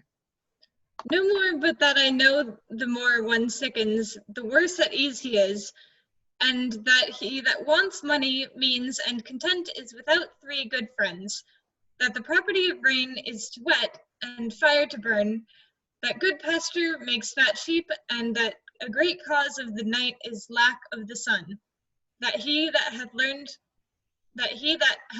no wit by nature nor art may complain of good breeding, or comes of a very dull kindred. Such a one is a natural philosopher. What's ever in court, shepherd? No, truly. Then thou art damned. Nay, I hope. Truly thou art damned like an ill-roasted egg, all on one side. For not being at court? Your reason. Why, if thou never wast at court, thou never sawest good manners. If thou never sawest good manners, then thy manners must be wicked, and wickedness is sin, and sin is damnation. Thou art in a parlous state, shepherd. Not a whit, Touchstone. Those that are good manners at the court are as ridiculous in the country as the behaviors of the country is most mockable at the court. You told me you salute not at court, but you kiss your hands. That courtesy would be uncleanly if courtiers were shepherds. Instance, briefly, come instance. Why, we are still handling our ewes, and their fells, you know, are greasy. Why, do not you courtiers' hands sweat? And is not the grease of a mutton as wholesome as the sweat of a man? Shallow, a better instance, I say, come. Besides, our hands are hard. Your lips will feel them the sooner. Shallow again, one more sounder instance, come. And they are often tarred over with the sugary of our sheep. And would you have us kiss tar? The courtiers' hands are perfumed with civet. Most shallow, man, thou worms meat in respect of a good piece of flesh indeed. Learn of the wise and perpend. Civet is of a baser birth than tar, and very uncleanly plucks up a cab. Mend the instance, shepherd. You have too courtly a wit for me. I'll rest. Wilt thou rest down? God help thee, shallow man. God make incision in thee, thou art raw. Sir, I am a true laborer. I earn that I eat, get that I wear. Oh, no man hate, envy no man's happiness, glad of other men's good, content with my harm, and the greatest of my pride is to see my ewes graze and my lambs suck. That is another simple sin in you, to bring the ewes and the rams together and to offer to get your living by the copulation of cattle, to be bought to bellwether and to betray a she-lamb of a 12-month to a crooked-pated old cuckold ram out of all reasonable match. If thou beest do not damn for this, the devil himself will have no shepherds. I cannot see how else thou shalt. I cannot see else how thou shouldst escape. Enter Rosalind as Ganymede. Here comes young Master Ganymede, my new mistress's brother. As Ganymede reading a paper. From east to west Ind, no jewel is like Rosalind. Her worth being mounted on the wind, through all the world bears Rosalind. All the pictures fairies lined are but black to Rosalind. Let no face be kept in mind but the fair of Rosalind. I'll rhyme you so 8 years together, dinners and suppers and sleeping hours accepted. This is the right butter woman. This is the right butter woman's rank to market. Out, fool. For a taste, if a hart do lack and a hind, let them seek out Rosaline. If the cat will afterkind, be sure will Rosaline. Wintered garments must be lined, so must slender Lord Rosaline. They that reap must shelled and bind, then to cart with Rosaline. Sweetest nut hath sourest rind. Such a nut is Rosaline. He that sweetest rose will find must find love's break and Rosaline. This is the very false gallop of verses. Why do you infect yourself with them? Peace, you dull fool. I found them on a tree. Truly, the tree yields bad fruit. I'll graft it with you, and then shall graft it with a meddler. Then it will be at the earliest fruit in the country, for you'll be rotten ere you be half ripe, and that's the right virtue of the meddler. You have said, but whether wisely or no, let the forest judge. Enter Celia as Aliena with a writing. Peace, here comes my sister reading. Stand aside. With a paper. Okay. Why should this a desert be? For it is unpeopled. No. Tongues I'll hang on every tree that shall civil sayings show. Somehow brief the life of man runs his erring pilgrimage, that the stretching of a span buckles in his sum of age, some of violated vows twixt the souls of friend and friend. But upon the fairest bows, or at every sentence end, will I, Rosalinda, write, teaching all that read to know the quintessence of every sprite heavenward in little show. Therefore, heaven nature charged that one body should be filled with all graces wide enlarged. Nature presently distilled Helen's cheek, but not her heart. Cleopatra's majesty, Atalanta's better part, sad Lucretia's modesty. Thus Rosalind of many parts by heavenly synod was devised of many faces, eyes, and hearts, to have the touches dearest prized. Heaven would that she these gifts should have, and I to live and die her slave. Oh, most gentle Jupiter, what tedious homily of love have you wearied your parishioners withal, and never cried, "Have patience, good people"? How now? Back, friends. Shepherd, go off a little. Go with him, sirrah. Come, shepherd, let us make an honorable retreat, though not with bag and baggage, yet with script and scrippage. Touchstone and Corin exit. Didst thou hear these verses? Oh, yes, I heard them all, and more too, for some of them had in them more feet than the verses would bear. That's no matter. The feet might bear the verses. Aye, but the feet were lame, and could not bear themselves without the verse, and therefore stood lamely in the verse. But didst thou hear without wondering how thy name should be hanged and carved upon these trees? I was 7 of the 9 days out of the wonder before you came, for look here what I found on a palm tree. She shows the paper she read. I was never so berhymed since Pythagoras' time that I was an Irish rat, which I can hardly remember. Trow you who hath done this? Is it a man? And a chain that you once wore about his neck. Change you color? I prithee who? Oh, Lord, Lord, it is a hard matter for friends to meet, but mountains may be removed with earthquakes and so encounter. Nay, but who is it? Is it possible? Nay, I prithee now, with most petitionary vehemence, tell me who it is. Oh, wonderful, wonderful, and most wonderful, wonderful, and yet again wonderful, and after that out of all whooping. Good my complexion, dost thou think, though I am comparisoned like a man, I have a doublet and a hose in my disposition? 1 inch of delay more is a South Sea of discovery. I prithee, tell me who it is quickly, and speak apace. I would thou couldst stammer, and thou mightst pour this concealed mound out of thy mouth as wine comes out of a narrow-mouthed bottle, either too much at once, or none at all. I prithee, take the cork out of thy mouth, that I may drink thy tidings. So you may put a man in your belly. Is he of God's making? What manner of a man? Is his head worth a hat, or his chin worth a beard? Nay, he hath but a little beard. Why, God will send more of the man will be thankful. Let me stay the growth of his beard, if thou delay me not the knowledge of his chin. It is young Orlando, that tripped up the wrestler's heels and your heart both in an instant. Nay, but the devil take mocking, speak sad brow and true maid.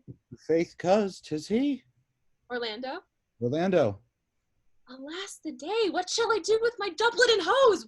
What did he when thou sawest him? What said he? How looked he? Wherein went he? What makes he here? Did he ask for me? What remains he? How parted he with thee? And shalt thou see him again? Answer me in one word. You must borrow me Gargantua's mouth first. 'Tis a word too great for any mouth of this age's size.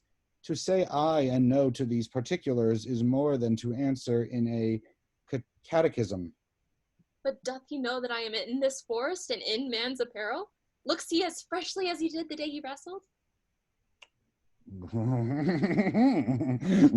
It is as easy to count atomies as to resolve the propositions of a lover, but take a taste of my finding him, and relish it with good observance. I found him under a tree like a dropped acorn. May well be called Jove's tree when it drops forth such fruit. Give me audience, good madam. Proceed, There lay he, stretched along like a wounded knight. though it be pity to see such a sight, it well becomes the ground. Cry holla to thy tongue, I prithee. It curvets unseasonably. He was furnished like a hunter. Oh, ominous, he comes to kill my heart. I would sing my song without a burden. Thou bringst me out of tune. Do you not know I am a woman? When I think I must speak. Sweet, say on. You bring me out. Enter Orlando and Jacques. What? Comes he not here? 'Tis he, sling by and note him. Rosalind and Celia step aside. I thank you for your company, but, good faith, I had as lief have been myself alone. And so had I, but yet, for fashion's sake, I thank you too for your society. God be with you. Let's meet as little as we can. I do desire we may be better strangers. I pray you mar no more trees with writing love songs in their barks. I pray you mar no more of my verses with reading them ill-favoredly. Rosalind is your love's name? Yes, just. I do not like her name. There was no thought of pleasing you when she was christened. What stature is she of? Just as high as my heart. You are full of pretty answers. Have you not been acquainted with goldsmiths' wives and conned them out of rings? Not so, but I answer you right painted cloth, from whence you have studied your questions. You hath a nimble wit. I think 'twas made of Atalanta's heels. Will you sit down with me? And we too will rail against our mistress, the world, and all our misery. I will chide no breather in the world but myself, against whom I know most faults. The worst fault you have is to be in love. 'Tis a fault I will not change for your best virtue. I am weary of you. By my troth, I was seeking for a fool when I found you. He is drowned in the brook. Look but in, and you shall see him. There I shall see mine own figure. Which I take to be either a fool or a cipher. I'll tarry no longer with you. Farewell, good Signor Love. I am glad of your departure. Adieu, good Monsieur Melancholy. Jacques exits. I will speak to him like a saucy lackey, and under that habit play the knave with him. Do you hear, Forester? Very well. What would you? I pray you, what is it o'clock? You should ask me what time of day. There's no clock in the forest. Then there's no true lover in the forest, else sighing every minute and groaning every hour would detect the lazy foot of time as well as a clock. And why not the swift foot of time? Had not that been as proper? By no means, sir. Time travels in divers paces with divers persons. I'll tell you who time ambles withal, who time trots withal, who time gallops withal, and who he stands still withal.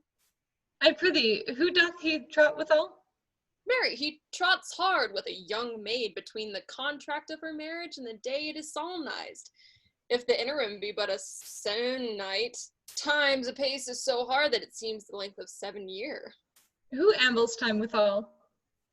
With a priest that lacks Latin, and a rich man that hath not the gout, for the one sleeps easily because he cannot study, and the other lives merrily because he feels no pain. The one lacking the burden of lean and wasteful learning, the other knowing no burden of heavy, tedious penury. these time ambles withal. Who doth he gallop withal? With a thief to the gallows, for though he go as softly as foot can fall, he thinks himself too soon there. Who stays it still withal?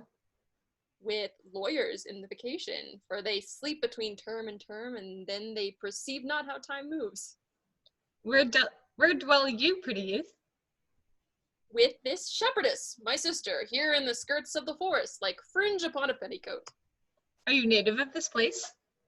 As the coney that you see dwell where she is kindled. Your accent is something finer than you could purchase in a so removed a dwelling. I have been told so of many, but indeed an old religious uncle of mine taught me to speak, who was in his youth an inland man, one that knew courtship too well, for there he fell in love. I have heard him read many lectures against it, and I thank God I am not a woman, to be touched with so many giddy offenses as he hath generally taxed their whole sex withal. Can you remember any of the principal evils that he laid to the charge of women? There were none principal. They were all like one another as halfpence are, every one fault seeming monstrous, till his fellow fault come to match it. I prithee, recount some of them. No, I will not cast away my physic, but on those that are sick. There is a man haunts the forest that abuses our young plants with carving Rosalind in their barks, hangs odes upon hawthorns and elegies on brambles, all, forsooth, defying the name of Rosalind. If I could meet that fancy monger, I would give him some good counsel, for he seems to have the quotidian of love upon him. I am he that is so love-shaked. I pray you, tell me your remedy. There's none of my uncle's marks upon you. He taught me how to know a man in love, in which cage of rushes I am sure you are not prisoner. What were his marks? A lean cheek, which you have not, a blue eye and sunken, which you have not, an unquestionable spirit, which you have not, beer neglected, which you have not, but I pardon you for that, for simply you having in beard is a younger man's revenue. Then your hose should be ungartered, your bonnet unbanded, your sleeve unbuttoned, your shoe untied, and everything about you demonstrating a careless desolation. But you are no such man. You are rather point device in your accoutrements, as loving yourself than seeming the lover of any other. Fair youth, I would I could make thee believe I love. Me believe it? You may as soon make her that you love believe it, which I warrant she is apter to do than to confess she does. That is one of the points in the which women still give the lie to their consciences. But in good sooth, are you he that hangs the verses on the trees wherein Rosalind is so admired? I swear to thee, youth, by the white hand of Rosalind, I am that unfortunate he. But are you so much in love as your rhymes speak? Neither rhyme nor reason can express how much. Love is merely a madness, and I tell you, deserves as well a dark horse and a whip as madmen do. And the reason why they are not so punished and cursed is that the lunacy is so ordinary that the whippers are in love too. Yet I confess curing it by counsel. Did you ever cure any so? Yes. One, and in this manner. He was to imagine me his love, his mistress, and I set him every day to woo me, at which time would I, being but a moonish youth, grieve, be effeminate, changeable, longing and liking, proud, fantastical, apish, shallow, inconsistent, full of tears, full of smiles, for every passion something, and for no passion truly anything, as boys and women are, for the most part, cattle of this color, would now like him, now loathe him, then entertain him, then forswear him, now weep for him, then spit at him. And I drave my suitor from his mad humor of love to a living humor of madness, which was to forswear the full stream of the world and to live in a nook merely monastic. And thus I cured him. And this way will I take upon me to wash your liver as clean as a sound sheep's heart, that there shall not be one spot of love in it. I would not be cured, youth. I would cure you if you would but call me Rosalind and come every day to my coat and woo me. Now, by the faith of my love, I will. Tell me where it is. Go with me to it, and I'll show it you. And by the way, you shall tell me where in the forest you live. Will you go? With all my heart, good youth. Nay, you must call me Rosalind. Come, sister, will you go? They exit. Act 3, Scene 3. Loads. Touchstone, desiring a goatkeeper named Audrey, has arranged for a country priest to marry them in the woods. Jacques persuades Touchstone to wait until he can have a real wedding in a church. Scene 3, enter Touchstone and Audrey, followed by Jacques. Come to pay, good Audrey. I will fetch up your goats, Audrey. How now, Audrey? Am I the man yet? Does my simple feature content you? Your features, Lord Warren. What features? I am here with thee and thy goats, as the most capricious poet on his orbit was among the gods. Oh, knowledge ill inhabited, worse than Jove in a thatched house. When a man's verses cannot be understood, nor a man's good wit seconded with a forward child understanding, it strikes a man more dead than a great reckoning in a little room. Truly, I would the gods had made thee poetical. I do not know what poetical is. Is it honest in deed and word? Is it a true thing? No, truly, for the truest poetry is in the most feeling, and lovers are given to poetry, and what they swear in poetry may be said as love as they do feel. Do you wish, then, that the gods had made me poetical? I do truly, for thou swearest to me thou art honest. If thou wert a poet, I might have some hope thou didst feign. Would you not have me honest? No, truly, unless thou wert hard favored. For honesty coupled to beauty is to have honey a sauce to sugar. A material fool. Well, I'm not fair, and therefore I pray the gods make me honest. Truly, and to cast away honesty upon a foul slut were to put good meat into an unclean dish. I am not a slut, though I think the gods I am foul. Well, praised be the gods for thy foulness. Sluttishness may come thereafter, but be it as it may be, I will marry thee. And to that end I have been with Sir Oliver Martext, the vicar of the next village, who had promised to meet me in this place of the forest and to couple us. Oh, I would fain see this meeting. Well, the gods give us joy. Man, a man may say if he were of a fearful heart, stagger in this attempt, for here we have no temple but the wood, no assembly but horned beasts. But what though?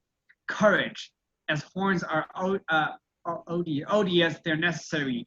It is said, many a man knows no end of his goods. Right, many a man has good horns and know no end of them.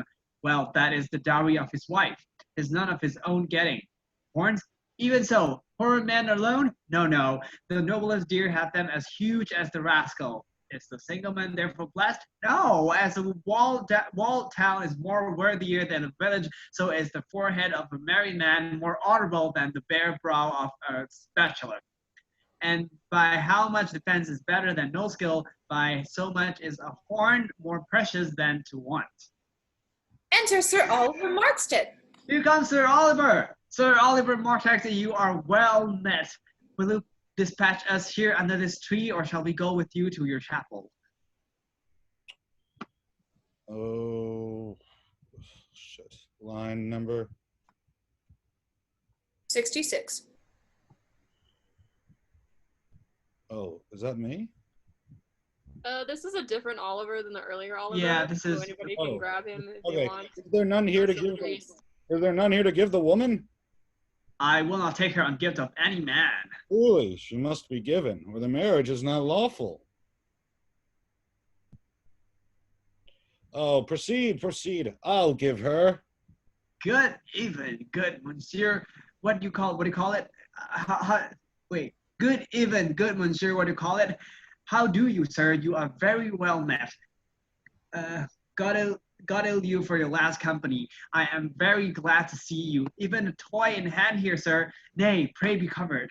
Will you be married, Moxley? As the ox hath his bow, sir, the horse his curb, and the falcon her bells, so man hath his desires. and as pigeons bill, so wedlock would be nibbling.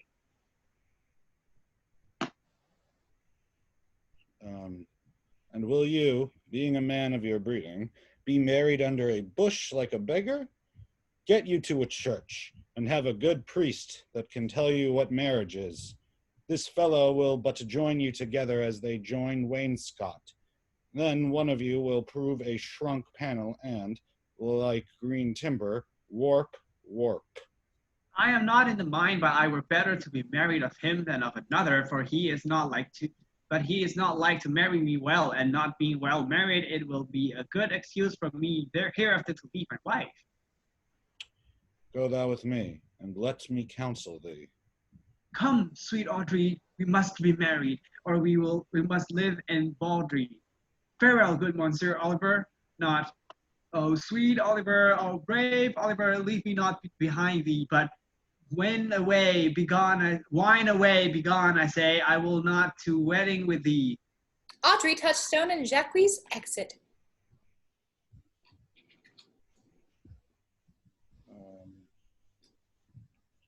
'Tis no matter, never a fantastical knave of them all shall flout me out of my calling. He exits. Act 3, Scene 4. Corin invites Ganymede and Aliana to observe the lovelorn Silvius as Silvius courts the disdainful Phoebe. Scene 4. Enter Rosalind dressed as Ganymede and Celia dressed as Aliana. Never talk to me, I will weep.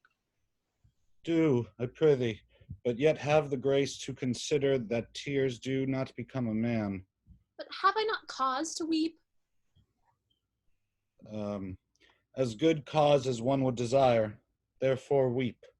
His very hair is of the dissembling color. Something browner than Judas's. Mary, his kisses are Judas's own children. In faith, his hair is of a good color. Excellent color. Your chestnut was ever the only color. And his kissing is as full of sanctity as the touch of holy bread. He hath brought a pair of cast lips of Diana, a nun of winter's sisterhood kisses not more religiously. The very ice of chastity is in them. Why did he swear he would come this morning and comes not? Nay, certainly there is no truth in him. You think so? Yes, I think he is not a pick purse nor a horse stealer, but for his verity in love, I do think him as concave as a covered goblet or a worm-eaten nut. Not true in love. Yes, where he is in, but I think he is not in. You have heard him swear downright he was. Was and not is. Besides, the oath of a lover is no stronger than the word of a tapster.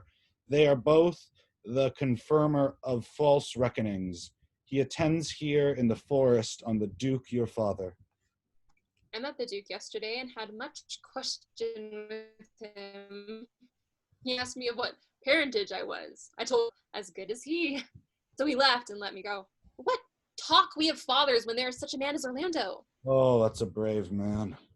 He writes brave verses, speaks brave words, swears brave oaths, and breaks them bravely, quite traverse, athwart the heart of his lover, as a puny tilter that spurs his horse, but on one side breaks his staff like a noble goose. But all's brave that youth mounts and folly guides. Enter Corin. Who comes here? Mistress and master, you have often inquired after the shepherd that complained of love, who you saw sitting by me on the turf, praising the proud, disdainful shepherdess that was his mistress.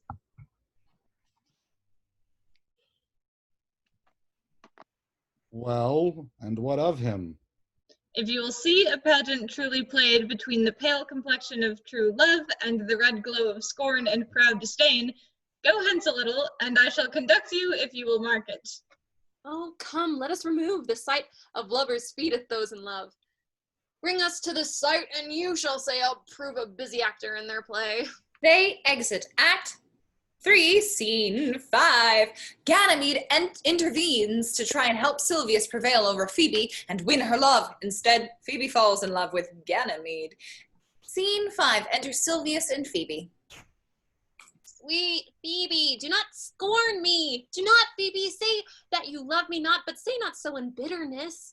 The common executioner, whose heart the accustomed sight of death marks hard, falls not upon the axe upon the humble neck, falls not the axe upon the humble neck, but first begs pardon. Will you sterner be than he that dies and lives by bloody drops? Enter, unobserved, Rosalind, Ganymede, Celia, Eliana, and Corin. I would not be thy executioner. I fly thee, for I would not injure thee. Thou tellest me there is murder in mine eye. 'Tis pretty, sure, and very probable that eyes that are the frailest and softest things, who shut their coward gates on atomies, should be called tyrants, butchers, and murderers. Now, I do frown on thee with all my heart, and if mine eyes can wound, now let them kill thee. Oh, now counterfeit to swoon, why now fall down? Or if thou canst not, oh, for shame, lie not to say mine eyes are murderers. Now show the wound mine eye hath made in thee. Scratch thee but with a pin, and there remains some scar of it. Lean upon a rush, the cicatrice and capable impressure of thy palm some moment keeps, but now mine eyes, which I have darted at thee, hurt thee not. Nor am I sure there is no force in eyes that can do hurt. Oh, dear Phoebe, if ever, as that ever may be near, you meet in some fresh cheek the power of fancy, then shall you know the wounds invisible that love's keen arrows make. But till that time, come not thou near me, and when that time comes, afflict me with thy mocks. Pity me not, and till that time I shall not pity thee. And why, I pray you, who might be your mother, that you insult, exalt, and all at once over the wretched? What, though you have no beauty, as by my faith I see no more in you than without candle may go dark to bed? Must you be therefore proud and pitiless? Why, what means this? Why do you look on me? I see no more in you than in the ordinary of nature's sail work. Odds my little life, I think she means to tangle my eyes too. No fate, proud mistress, hope not after it. 'Tis not your inky brows, your black silk hair, your bugle eyeballs, nor your cheek of cream that can tame my spirits to your worship. You, foolish shepherd, wherefore do you follow her like foggy south, puffing with wind and rain? You are 1,000 times a properer man than she a woman. 'Tis such fools as you that makes the world full of ill-favored children. 'Tis not her glass, but you that flatters her, and out of you she sees herself more proper than any of her lineaments can show her. But, mistress, know yourself. Down on your knees, and thank heaven, fasting for a good man's love. For I must tell you, friendly in your ear, sell when you can. You are not for all markets. Cry the man mercy, love him, take his offer. Foul is most foul, being foul to be a scoffer. So, take her to thee, shepherd, fare you well. Sweet youth, I pray you chide a year together. I'd rather hear you chide than this man woo. He's fallen in love with your foulness, and she's fallen in love with my anger. If it be so, as fast as she answers thee with frowning looks, I'll saucer her with bitter words. Why look you so upon me? For no ill I will bear you. I pray you, do not fall in love with me. I am falser than vows made in wine. Besides, I like you not. If you will know my house, 'tis as at the tuft of olives here hard by. Will you go, sister? Shepherd, ply her hand. Come, sister. Shepherdess, look on him better, and be not proud. Though all the world could see, none could be so abused in sight as he. Come to our flock. She exits with Celia and Corin. Dear shepherd, now I find thy saw of might. Who ever loved that loved not at first sight? Sweet Phoebe. Ha! What sayest thou, Silvius? Sweet Phoebe, pity me. Why, I am sorry for thee, gentle Silvius. Wherever sorrow is, relief would be. If you do sorrow at my grief and love, by giving love, your sorrow and my grief were both extermined. Thou hast, my love, is not that neighborly? I would have you. Love, why that were covetousness. Silvius, there The time was that I hated thee, and yet it is not that I bear thee love, but since thou canst talk of love so well, thy company, which erst was irksome to me, I will endure, and I'll employ thee too. But do not look for further recompense than thine own gladness that thou art employed. So holy and so perfect is my love, and I in such a poverty of grace that I shall think it a most plenteous crop to glean the broken years after the man that the main harvest reaps. Loose now and then a scattered smile, and that I'll live upon. Knowest thou the youth that spoke to me erewhile? Not very well, but I have met him oft, and he hath brought the cottage in the bounds that the old Carlet once was master of. Think not I love him, though I ask for him. 'Tis but a peevish boy, yet he talks well. But what care I for words? Yet words do well when he that speaks them pleases those that hear. Ooh, it is a pretty youth, not very pretty. I'm sure he's proud, and yet his pride becomes him. He'll make a proper man. The best thing in him is his complexion, and faster than his tongue did make offense, his eye did heal it up again. Ooh, he's not very tall, yet for his years he's tall. His leg is but so-so, and yet as well there was a pretty redness in his lip, a little riper and more lusty red than that mixed in his cheek. 'Twas just the difference betwixt the constant red and mingled damask. There be some women, Silvius, had they marked him in parcels, as I did, would have gone near to fall in love with him. But for my part, I love him not, nor hate him not. And yet I have more cause to hate him than to love him. For what had he to do to chide at me? He said mine eye was black, and my hair black. And now I am remembered scorned at me. I marvel why I answered not again. But that's all one. Omittance is no quittance. I'll write him a very taunting letter, and thou shalt bear it. Wilt thou, Silvius? Phoebe, with all my heart. I'll write it straight. The matter's in my heart, and in my head, and in my heart I will be bitter with him and passing short. Go with me, Silvius. They exit. Act 4, Scene 1. Rosalind, as Ganymede, pretends to be Rosalind, while Orlando courts her. With Celia as a priest, they go through the beginning of a wedding ceremony. Scene 1, enter Rosalind as Ganymede and Celia as Aliana, and Jaques. Prithee, pretty youth, let me be better acquainted with thee. They say you are a melancholy fellow. I am so. I do love it better than laughing. Those that are in extremity of either are abominable fellows and betray themselves to every modern censure worse than drunkards. Why? 'Tis good to be sad and say nothing. Why then 'tis good to be a post. I have neither the scholar's melancholy, which is emulation, nor the musician's, which is fantastical, nor the courtier's, which is proud, nor the soldier's, which is ambitious, nor the lawyer's, which is politic, nor the lady's, which is nice, nor the lover's, which is all of these, but it is a melancholy of mine own, compounded of many simples, extracted from many objects, and indeed the sundry contemplation of my travels, in which my often rumination wraps me in a most humorous sadness. A traveler. By my faith, you have great reason. Great reason to be sad. I fear you have sold your own lands to see other men's.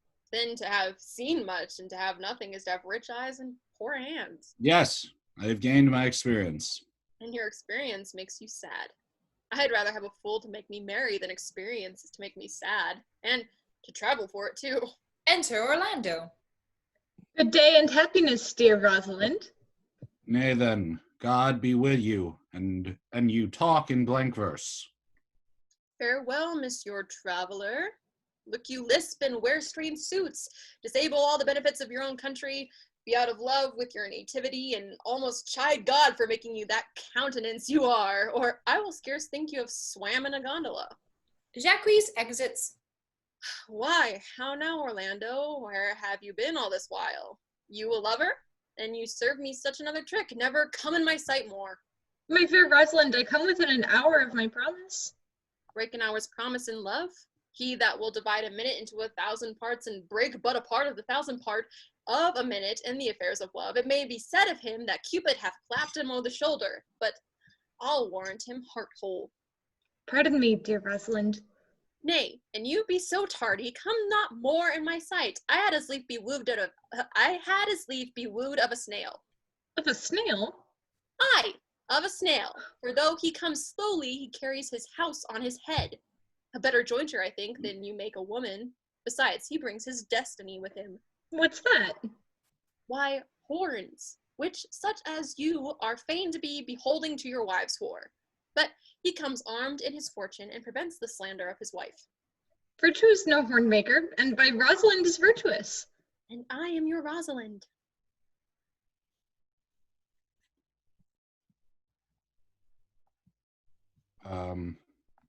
It pleases him to call you so, but he hath a Rosalind of a better leer than you. Come, woo me, for now I am in a holiday humor, and like enough to consent. What would you say to me now, and I were your very, very Rosalind? I would kiss before I spoke. Nay, you were better speak first, and when you were gravelled for lack of matter, you might take occasion to kiss. Very good orators, when they are out, they will spit, and for lovers lacking, God warn us, matter, the cleanliest shift is to kiss. How if the kiss be denied? Then she puts you to entreaty, and there begins new matter. Who could be out, being before his beloved mistress? Marry, that should you, if I were your mistress, or I should think my honesty ranker than my wit. What, of my suit? Not out of your apparel, and yet out of your suit. Am not I your Rosalind? I take some joy to say you are, because I would be talking of her. Well, in her person, I say I will not have you. Then in mine own person, I die. No, faith, die by attorney. The poor world is almost 6,000 years old, and in all this time there was not any man died in his own person, set in a love cause. Troilus had his brains dashed out with a Grecian club, yet he did what he could to die before, and he is one of the patterns of love. Leander, he would have lived many a fair year, though Hero had turned none, if it had not been for a hot midsummer night. For good youth, he went but forth to wash him in the Hellespont, and, being taken with the cramp, was drowned. And the foolish chroniclers of that age found it was Hero of Cestus. But these are all lies. Men have died from time to time, and worms have eaten them, but not for love.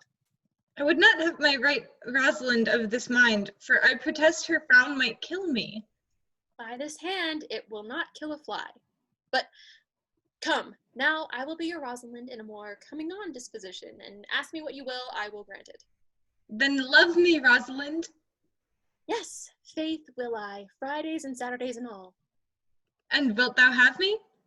Aye, and 20 such. What sayest thou? Are you not good? I hope so. Why then, can one desire too much of a good thing? Come, sister, you shall be the priest and marry us. Give me your hand, Orlando. What do you say, sister? Prithee, marry us.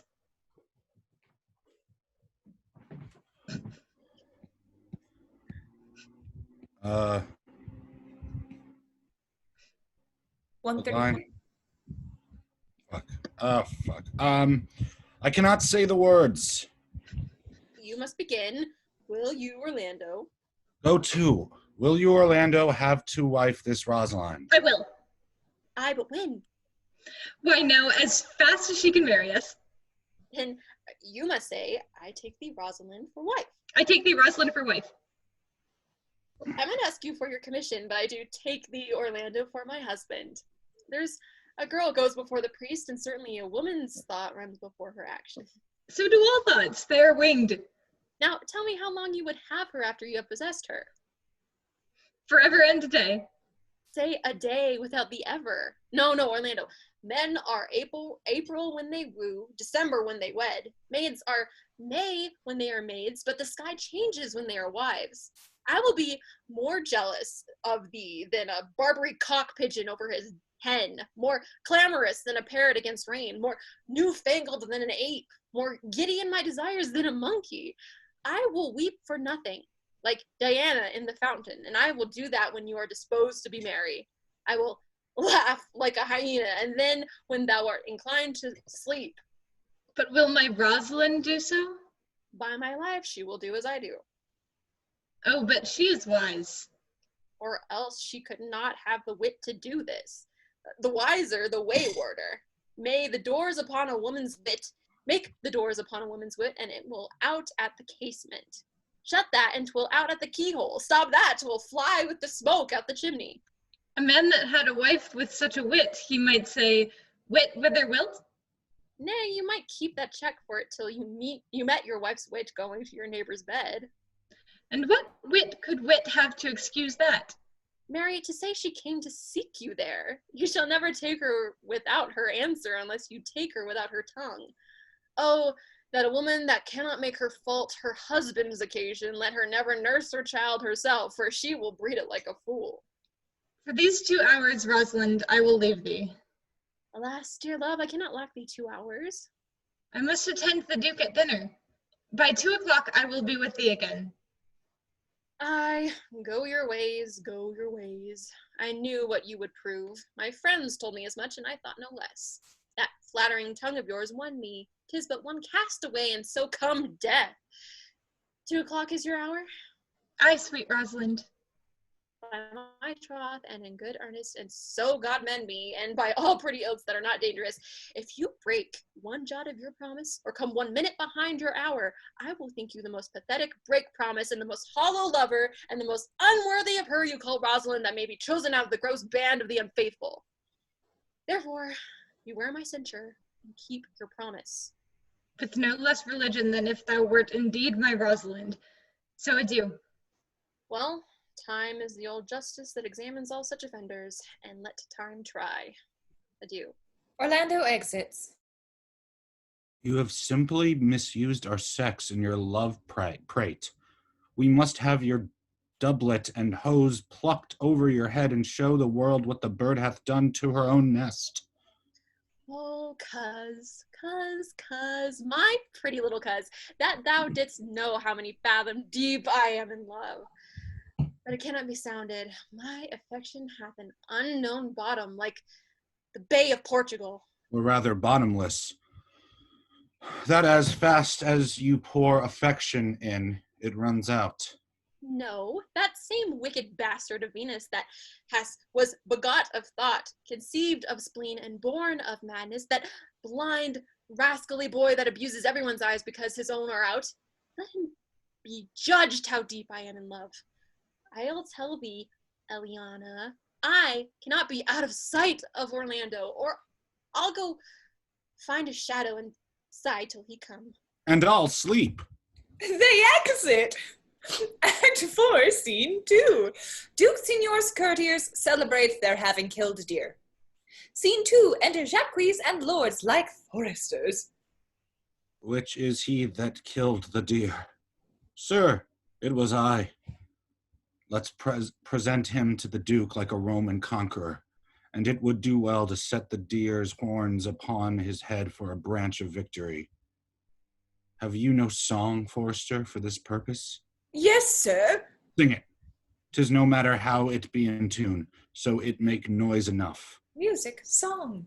What shall he have that killed the deer? His leather skins and horns to wear. Then sing him home. The rest shall share this burden. The rest shall share this burden. Take thou no scorn to wear the horn. It was a crest that thou wast born. Thy father's father wore it, and thy father bore it. The horn, the lusty horn. It is not a thing to laugh and scorn. They exit. Act 4, Scene 3. Phoebe sends Ganymede a letter offering herself in marriage. As Rosalind and Celia wait for Orlando, they learn that he is late for his appointment with Ganymede because he was wounded, saving his brother Oliver from attack by a lion. Scene 3, enter Rosalind dressed as Ganymede and Celia dressed as Aliana. How say you now? Is it not past 2 o'clock? and hear much Orlando. I warrant you, with pure love and troubled brain, he hath ta'en his bow and arrows, and is gone forth to sleep. Enter Silvius. Look who comes here. My errand is to you, fair youth. My gentle Phoebe did bid me give you this. He gives Rosalind a paper. I know not the contents, but as I guess by the stern brow and waspish action which she did use as she was writing of it, it bears an angry tenor. Pardon me, I am but as guiltless, but as a guiltless messenger. Rosalind reads the letter. Patience herself would startle at this letter and play the swaggerer. Bear this, bear all. She says, I am not fair, that I lack manners. She calls me proud, and that she could not love me were a man as rare as a phoenix. Odds my will, her love is not the hare that I do hunt. Why, writes she so to me? Well, shepherd, this is a letter of your own device. No, I protest, I know not the contents. Phoebe did write it. Come, you are a fool, and turn into the extremity of love. I saw her hand. She has a leathern hand, a freestone colored hand. I verily did think that her old gloves were on, but 'twas her hands. She has a huswife's hand. That's no matter. I say she never did invent this letter. This is a man's invention, and his hand. Sure, it is hers. Why, 'tis a boisterous and cruel style. 'Tis a style for challengers. Why, she defies me like Turk to Christian. Women's gentle brain could not draw forth such giant, rude invention. Such Ethiop words, blacker in their effect than in their countenance. Will you hear the letter? So please you, for I never heard it yet heard too much of Phoebe's cruelty. She Phoebe's me. Mark how the tyrant writes. Art thou God to shepherd turned, that a maiden's heart hath burned? Can a woman rail thus? Call you this railing? Why, thy godhead laid apart, warst thou with a woman's heart?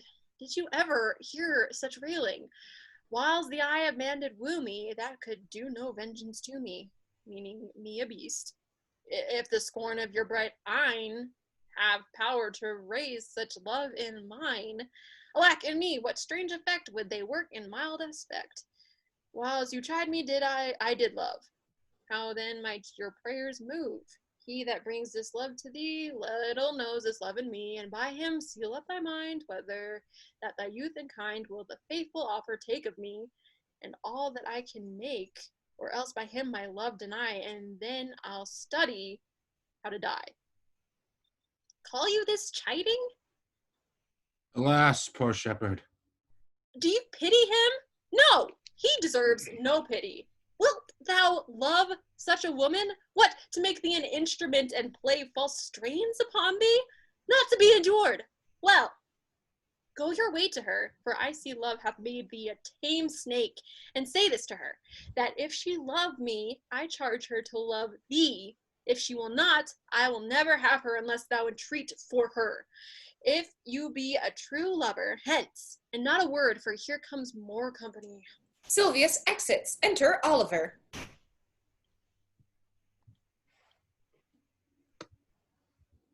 Is that me? That's Sarah. That's me. Sorry. Good morrow. No, this is the deep voice one. Good morrow, fair ones. Pray you, if you know, where in the pureliest of this forest stands a sheepcote fenced about with olive trees?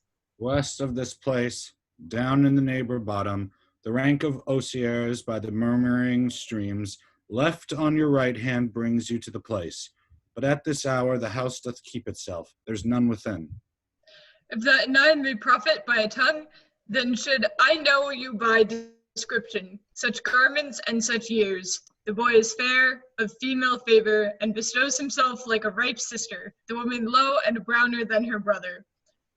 Are not you the owner of the house I did inquire for? Oh, it is no boast, being asked, to say we are. Orlando doth commend him to you both, and to that youth he calls his Rosalind. He sends this bloody napkin. Are you he? He shows a stained handkerchief. I am. What must we understand by this? Some of my shame, if you will know of me what man I am, and how, and why, and where this handkerchief were stained. I pray you tell it. When last the young Orlando parted from you, he left a promise to return again within an hour, and pacing through the forest, chewing the food of sweet and bitter fancy, lo, what befell. He threw his eye aside, and mark what object did present itself. Under an old oak, whose boughs were mossed with age, and high-top bald with dry antiquity, a wretched, ragged man, o'ergrown with hair, lay sleeping on his back. About his neck a green and gilded snake had wreathed itself, who with her head, nimble in threats, approached the opening of his mouth. But suddenly, seeing Orlando, it unlinked itself, and, with indented glides, did slip away into a bush, under which bush's shade a lioness, with udders all drawn dry, lay crouching, head on ground, with cat-like watch when that sleeping man should stir, for 'tis the royal disposition of that beast to prey on nothing that doth seem as dead. This seen, Orlando did approach the man, and found it was his brother, his elder brother.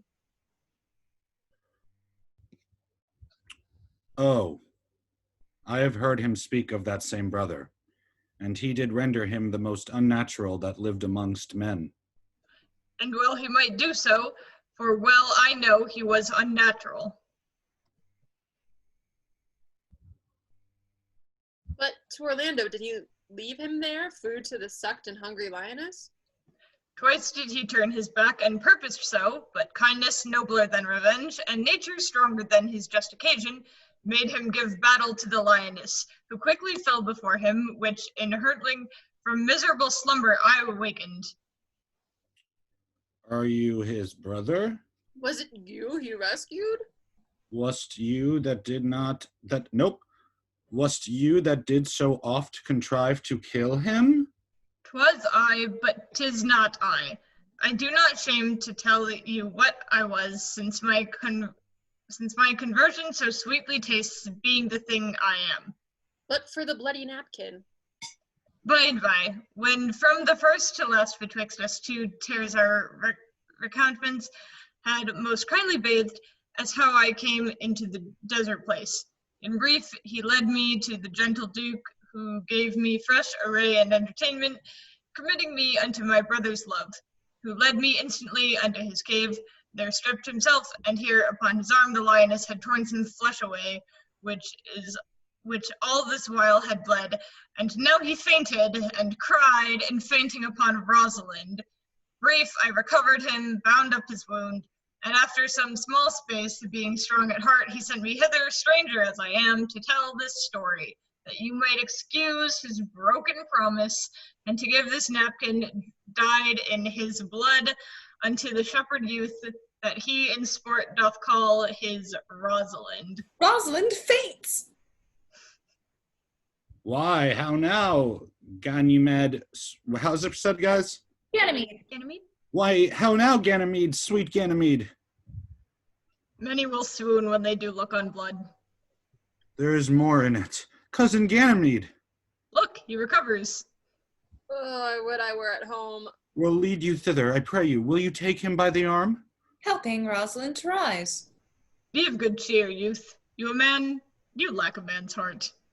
I do so, I confess it. Sirrah, a body would think this was well counterfeited. I pray you tell your brother how well I Sirrah, a body would think this was well counterfeited. I pray you tell your brother how well I counterfeited. Hey-ho. This was not counterfeit. There is too great testimony in your complexion that it was a passion of earnest. Counterfeit, I assure you. Well then, take a good heart and counterfeit to be a man. So I do. By faith, I should have been a woman by right. You look paler and paler. Pray you draw homewards, good sir. Go with us. That will I, for I must bear answers back how you excuse my brother, Rosalind. I shall devise something. But I pray you commend my counterfeiting to him. Will you go? They exit. Act 5, Scene 1. Touchstone verbally overpowers William. Arrival for Audrey's love. Scene 1, enter Touchstone and Audrey. We shall find a time, Audrey. Patience, gentle Audrey. Faith, the priest was good enough for all the old gentleman saying. A most wicked Sir Oliver, Audrey, a most vile Martax. But Audrey, there is a youth here in the forest lays claim to you. I know who 'tis. He hath no interest in me in the world. Enter William. Here comes the man you mean. It is meat and drink to me to see a clown. By my troth, we that have good wits have much to answer for. We shall be flouting. We cannot hold. Good evening, Audrey. Good evening, William. And good evening to you, sir.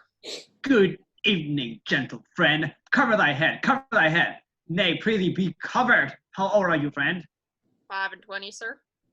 A ripe age. Is thy name William? William, sir. A fair name. Was born in Forestier? Aye, sir, I thank God. Be good. A good answer. Art rich? Faith, sir, so. So is good. Very good. Very excellent good. And yet it is not. It is but so. Art thou wise? Aye, sir, I have a pretty wit. Why, thou sayest, well, I do now remember a saying, the tool doth think he is wise, but the wise man knows he himself to be a fool. The heathen philosopher, when he had a desire to eat a grape, would open his lips when he put it into his mouth, meaning thereby that grapes were made to eat and lips to open. You do love these, maid? I do, sir. Give me your hand. Art thou learned? No, sir. Then learn this of me. To have is to have, for it is a figure in the rhetoric that drink being poured, for it is a figure in rhetoric that drink being poured out of a cup into a glass by filling the one doth empty the other.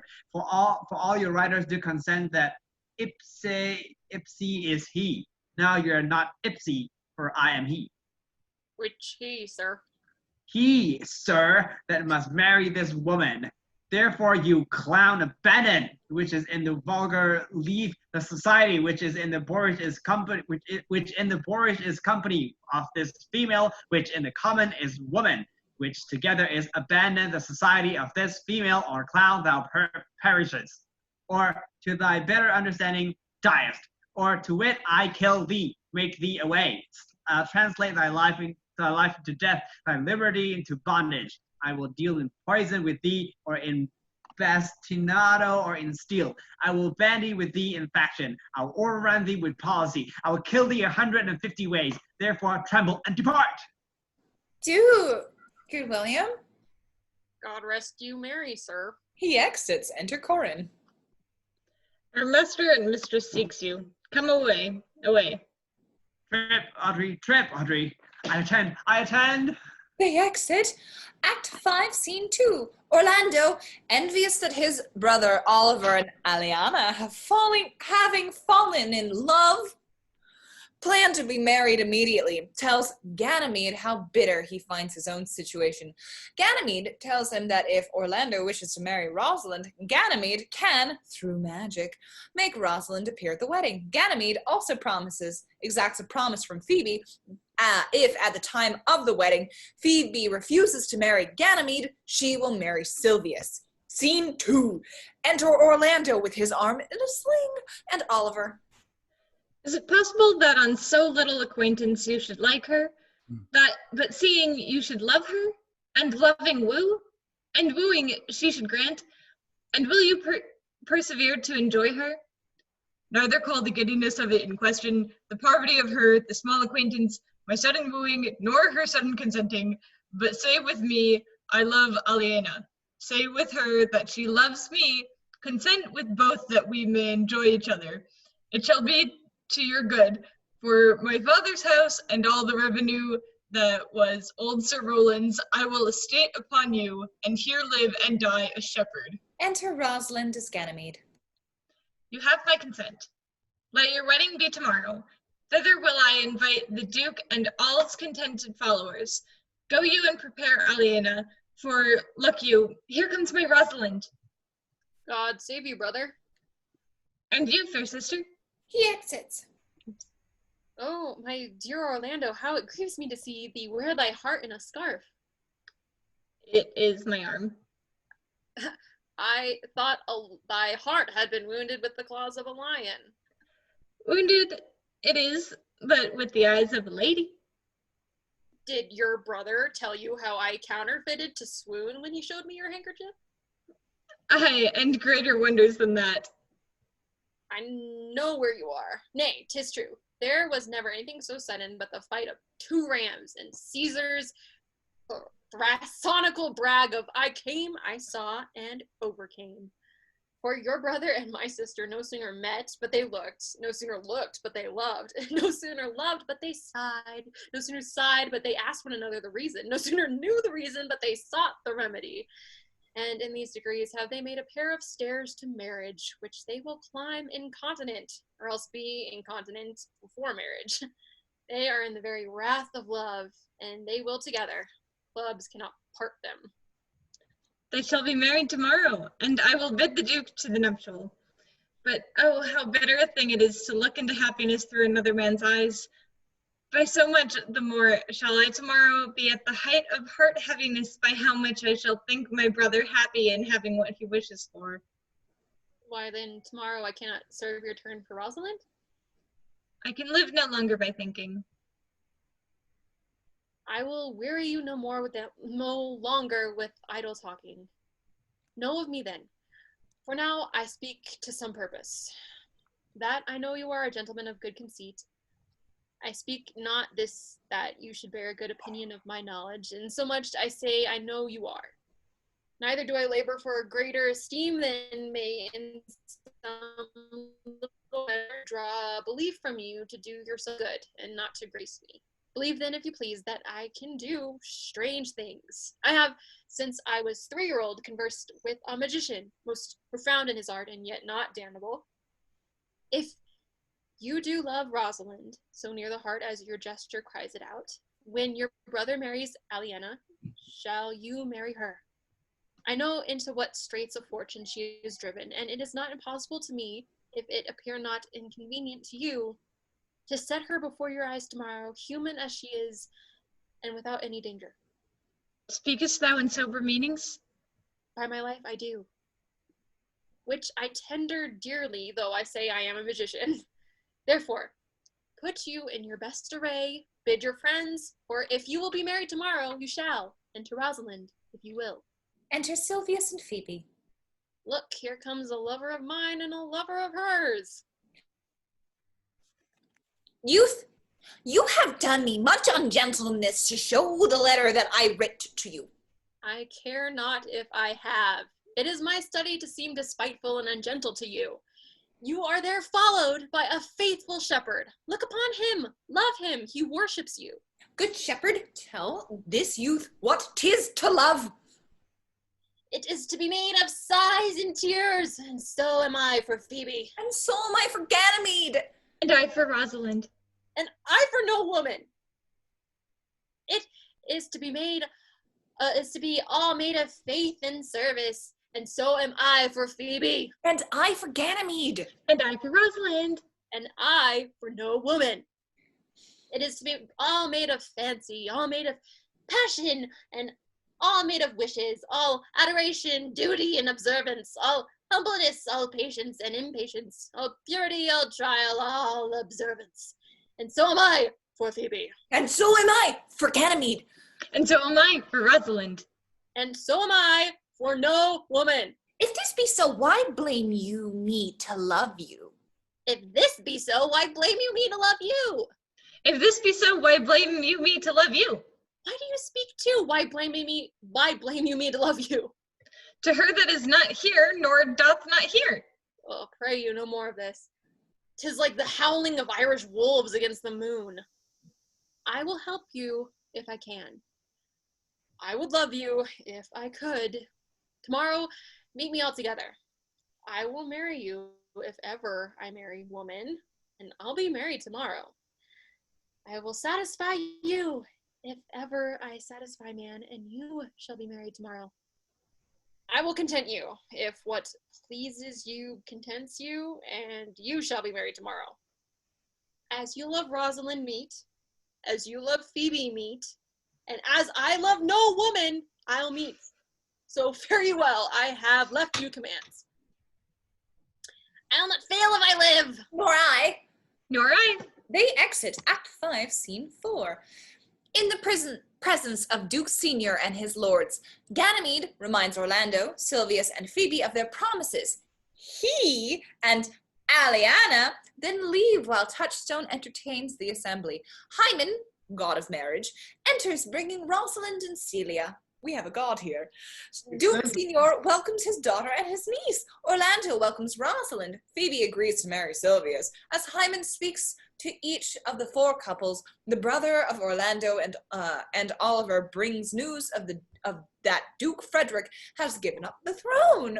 Duke Senior, now once again in power, returns Oliver's lands to him and establishes Orlando as his heir. Scene 4, enter Duke Senior, Aemons, Jaques, Orlando, Oliver, and Celia as Aliana. Dost thou believe, Orlando, that the boy can do all that he hath promised? I sometimes do believe and sometimes do not. As those that fear, they hope, and know they fear. Enter Rosalind as Ganymede, Silvius, and Phoebe. Patience once more, while our compact is urged. You say, if I bring in your Rosalind, you will bestow her on Orlando here. That I would, had I kingdoms to give with her. And you say you will have her when I bring her. That would I, were I of all kingdoms king. You say you'll marry me if I be willing. That I will, should I die the hour after. But if you do refuse to marry me, you'll give yourself to this most faithful shepherd. So is the bargain. You say that you'll have Phoebe if she will. Oh, no, to have her and death are both one thing. I have promised to make all this matter even. Keep your word, O Duke, to give your daughter, you yours, Orlando, to receive his daughter. Keep your word, Phoebe, that you will marry me, or else refusing me to wed this shepherd. Keep your word, Silvius, that you'll marry her if she refuse me. And from hence I go to make these doubts all even. Rosalind and Celia exit. I do remember in this shepherd boy some lively touches of my daughter's favor. My lord, the first time that I ever saw him, methought he was a brother to your daughter.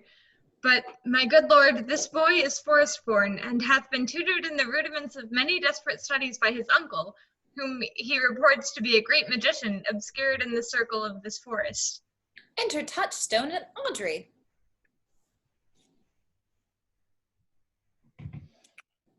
Oh, yeah. There is sure another flood toward, and these couples are coming to the ark. Here comes a pair of very strange beasts, which in all tongues are called fools.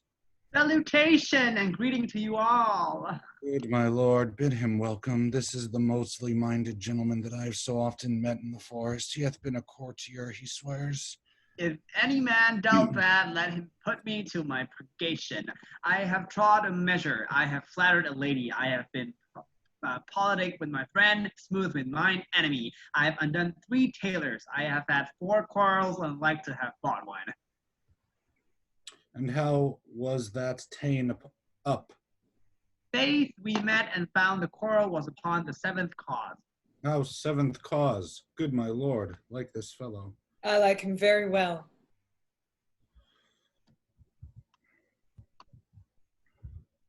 Oh, okay. God you, sir, I desire you of the like. I press in here, sir, amongst the rest of the country, copulative, to swear and to forswear according to marriage binds and blood breaks.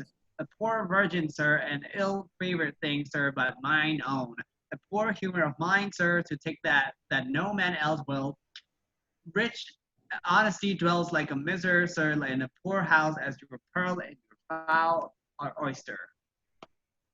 By my faith, he is very swift and sensuous. Sententious. According to the fool's bolt, sir, and such dulcet seasons.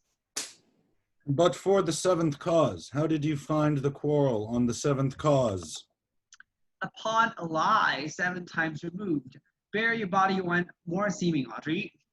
As thus, sir, I did dislike the cut of a certain courtier's beard. He sent me word if I said his beard was not cut well, he was in the mind it was. This is called the retort courteous. If I sent him word again, it was not well cut, he would send me word to cut it to pieces himself. This is called the quip modest. If again it was not well cut, he disabled my judgment. This is called the reply churlish. If again it was not well cut, he would answer, I spake not true. This is called the reproof valiant. If again it was not well cut, he would say, I lie. This is called the countercheck quarrelsome, and so to the lie circumstantial and lie direct. And how oft did you say his beard was not well cut? I durst go no further than the lie circumstantial, nor he dares not give me the lie direct. And so we measured swords and parted. Can you nominate in order now the degrees of the lie? Oh, sir, we quarrel in print by the book, as you have books for good manners. I will name you the degrees. The first, the retort courteous. The second, the quip modest. The third, the reply churlish. The fourth, the reproof valiant. The fifth, the countercheck quarrelsome. The sixth, the lie with circumstance. And the seventh, the lie direct. All these you may avoid but the lie direct, and you may avoid that too with an if. I knew when 7 justices could not take up a quarrel, but when the 7 justices could not take up a quarrel, but when the parties were met themselves, one of them thought but of an if, as if you said so, then I said so. And they shook hands and swore brothers. Your if is the only peacemaker, much virtue an if. Is not this a rare fellow, my lord? He's as good at anything and yet a fool. He uses his folly like a stalking horse, and under the presentation of that he shoots his wit. Enter Hymen, Rosalind, and Celia. Still music. Then is there mirth in heaven when heavenly things made even atone together. Good Duke, receive thy daughter. Hymen from heaven brought her hither, that thou mightst join her hand with his, whose heart within his bosom is. To you I give myself, for I am yours. To you I give myself, for I am yours. If there be truth in sight, you are my daughter. There be truth in sight, you are my Rosalind. If sight and shape be true, why then, my love, adieu. I'll have no father if you be not he. I'll have no husband if you be not he. Nor ne'er wed woman if you be not she. Peace, ho, I bar confusion. This I must make conclusion of these most strange events. Here's 8 that must take hands to join in Hymen's bands if truth holds true content. To Rosalind and Orlando. You and you, no cross shall part. To Celia and Oliver. You and you are heart in heart. To Phoebe. You to his love must accord, or have a woman to your lord. To Audrey and Touchstone. You and you are sure together as the winter to foul weather. To all. Whilst a wedlock hymn we sing, feed yourself with questioning, that reason wonder may diminish, how thus we met and these things finish. Song. The great was that Juno's crown, a blessed upon a port, and then this time and people's every town, high wedlock then be honored. Honor, high honor, and renown to Hymen, God of every town. Oh, my dear niece, welcome thou art to me, even daughter welcome in no less degree. I will not eat my word, now thou art mine. Thy fate, my fancy to thee doth combine. Second, enter second brother, Jacques de Bois.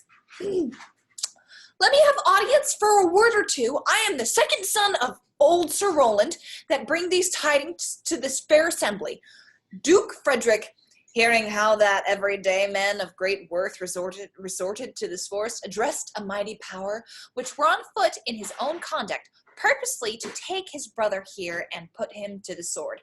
And to the skirts of this wild wood he came, where, meeting with an old religious man, after some conversation with him, was converted, both from his enterprise and from the world, his crown bequeathing to his banished brother, and all their lands restored to them again, that were with him exiled. This, to be true, I do engage my life.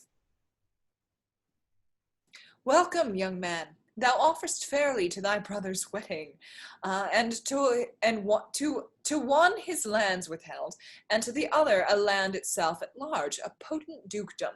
First in this forest let us do those ends that here were well begun and well begot.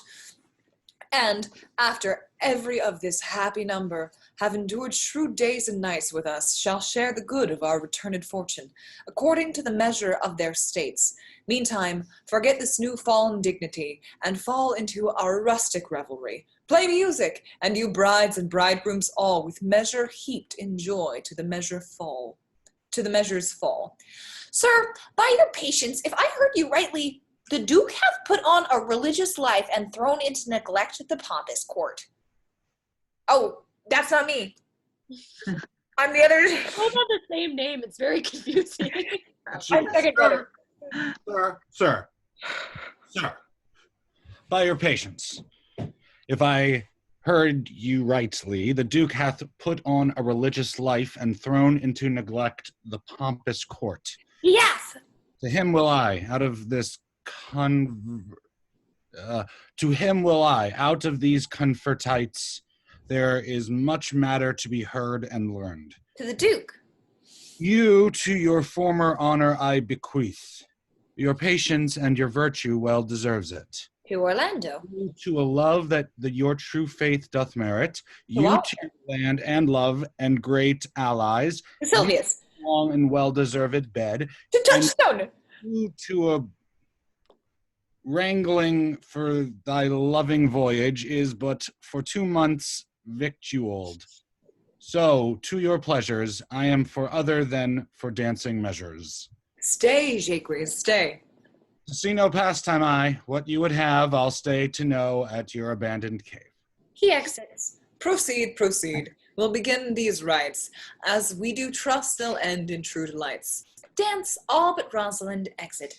Act 5, Scene 2. Touchstone and Audrey listen while 2 pages sing. Scene 3, enter Touchstone and Audrey. Little. I think the scenes got swapped, but anyways. Yeah, I think Tomorrow this is is the joyful day, Audrey. go to the Tomorrow, yeah. Okay, let's go Do to we the want- next one. Wait. No. This is supposed to happen Yeah, it before should the have happened wedding earlier. scene. Yeah. Anyways, tomorrow is the joyful day, Audrey. Tomorrow will we be married. I do desire it with all my heart. And I hope that he's not just honest to desire to be a woman of the world. Enter 2 pages. Here come 2 of the banished Duke's pages. Well met, honest gentlemen. By my troth, well men, come, sit, and a song. We are for you. Sit in the middle. They sit. Shall we clap into it roundly without hawking or spitting or saying we are hoarse, which are the only prologues to a bad voice? And faith, and bolting a tune like 2 gypsies on a horse. Sing, song, pages sing. There was a lover and his lass with a hey and a ho and a hey nonny ho that o'er the green cornfield did pass in springtime, the only pretty ring time when birds do sing. Hey ding a ding ding, hey lovers love the spring between the acres of the rye with a hey and a hey nonny ho. These pretty country folks would lie in springtime, the only pretty ring time when birds do sing. Hey ding a ding ding, sweet lovers love the spring. This carol they sing began that hour with a hey and a ho and a hey nonny ho. No, wow, that a life was but a flower in springtime with only pretty ring time when birds do sing hey ding a ding ding. Sweet lovers love the spring. And therefore, take the present time with a hey and a ho and a hey nonny ho. For love is crowded with the prime in springtime, the only ring time when birds do sing hey ding a ding ding. Sweet lovers love the spring. Truly, young gentlemen, though there was no great matter in the ditty, yet the note was very untunable. You are deceived, sir. We kept time. We lost not our time. By my troth, yes, I counted, but time lost to hear such a foolish song. God be with you, and God mend your voices. Come, Audrey. They rise and exit, and then the wedding thing happens. But now we're on Act 5 epilogue. Wow. Folger. Okay. Epilogue. It is not the fashion to see the lady the epilogue, but it is no more unhandsome than to see the lord the prologue. If it be true that good wine needs no bush, 'tis true that a good play needs no epilogue. Yet to good wine they do use good bushes, and good plays prove the better by the help of good epilogues.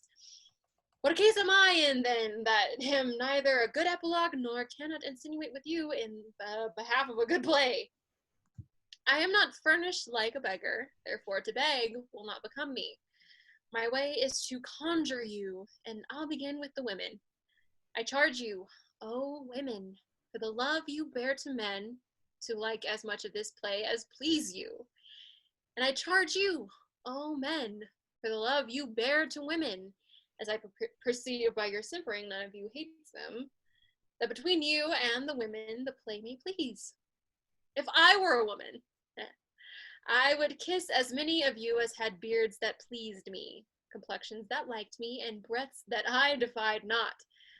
And I am sure as many as have good beards or good faces or sweet breaths will, for my kind offer, when I make curtsy, bid me farewell. She exits.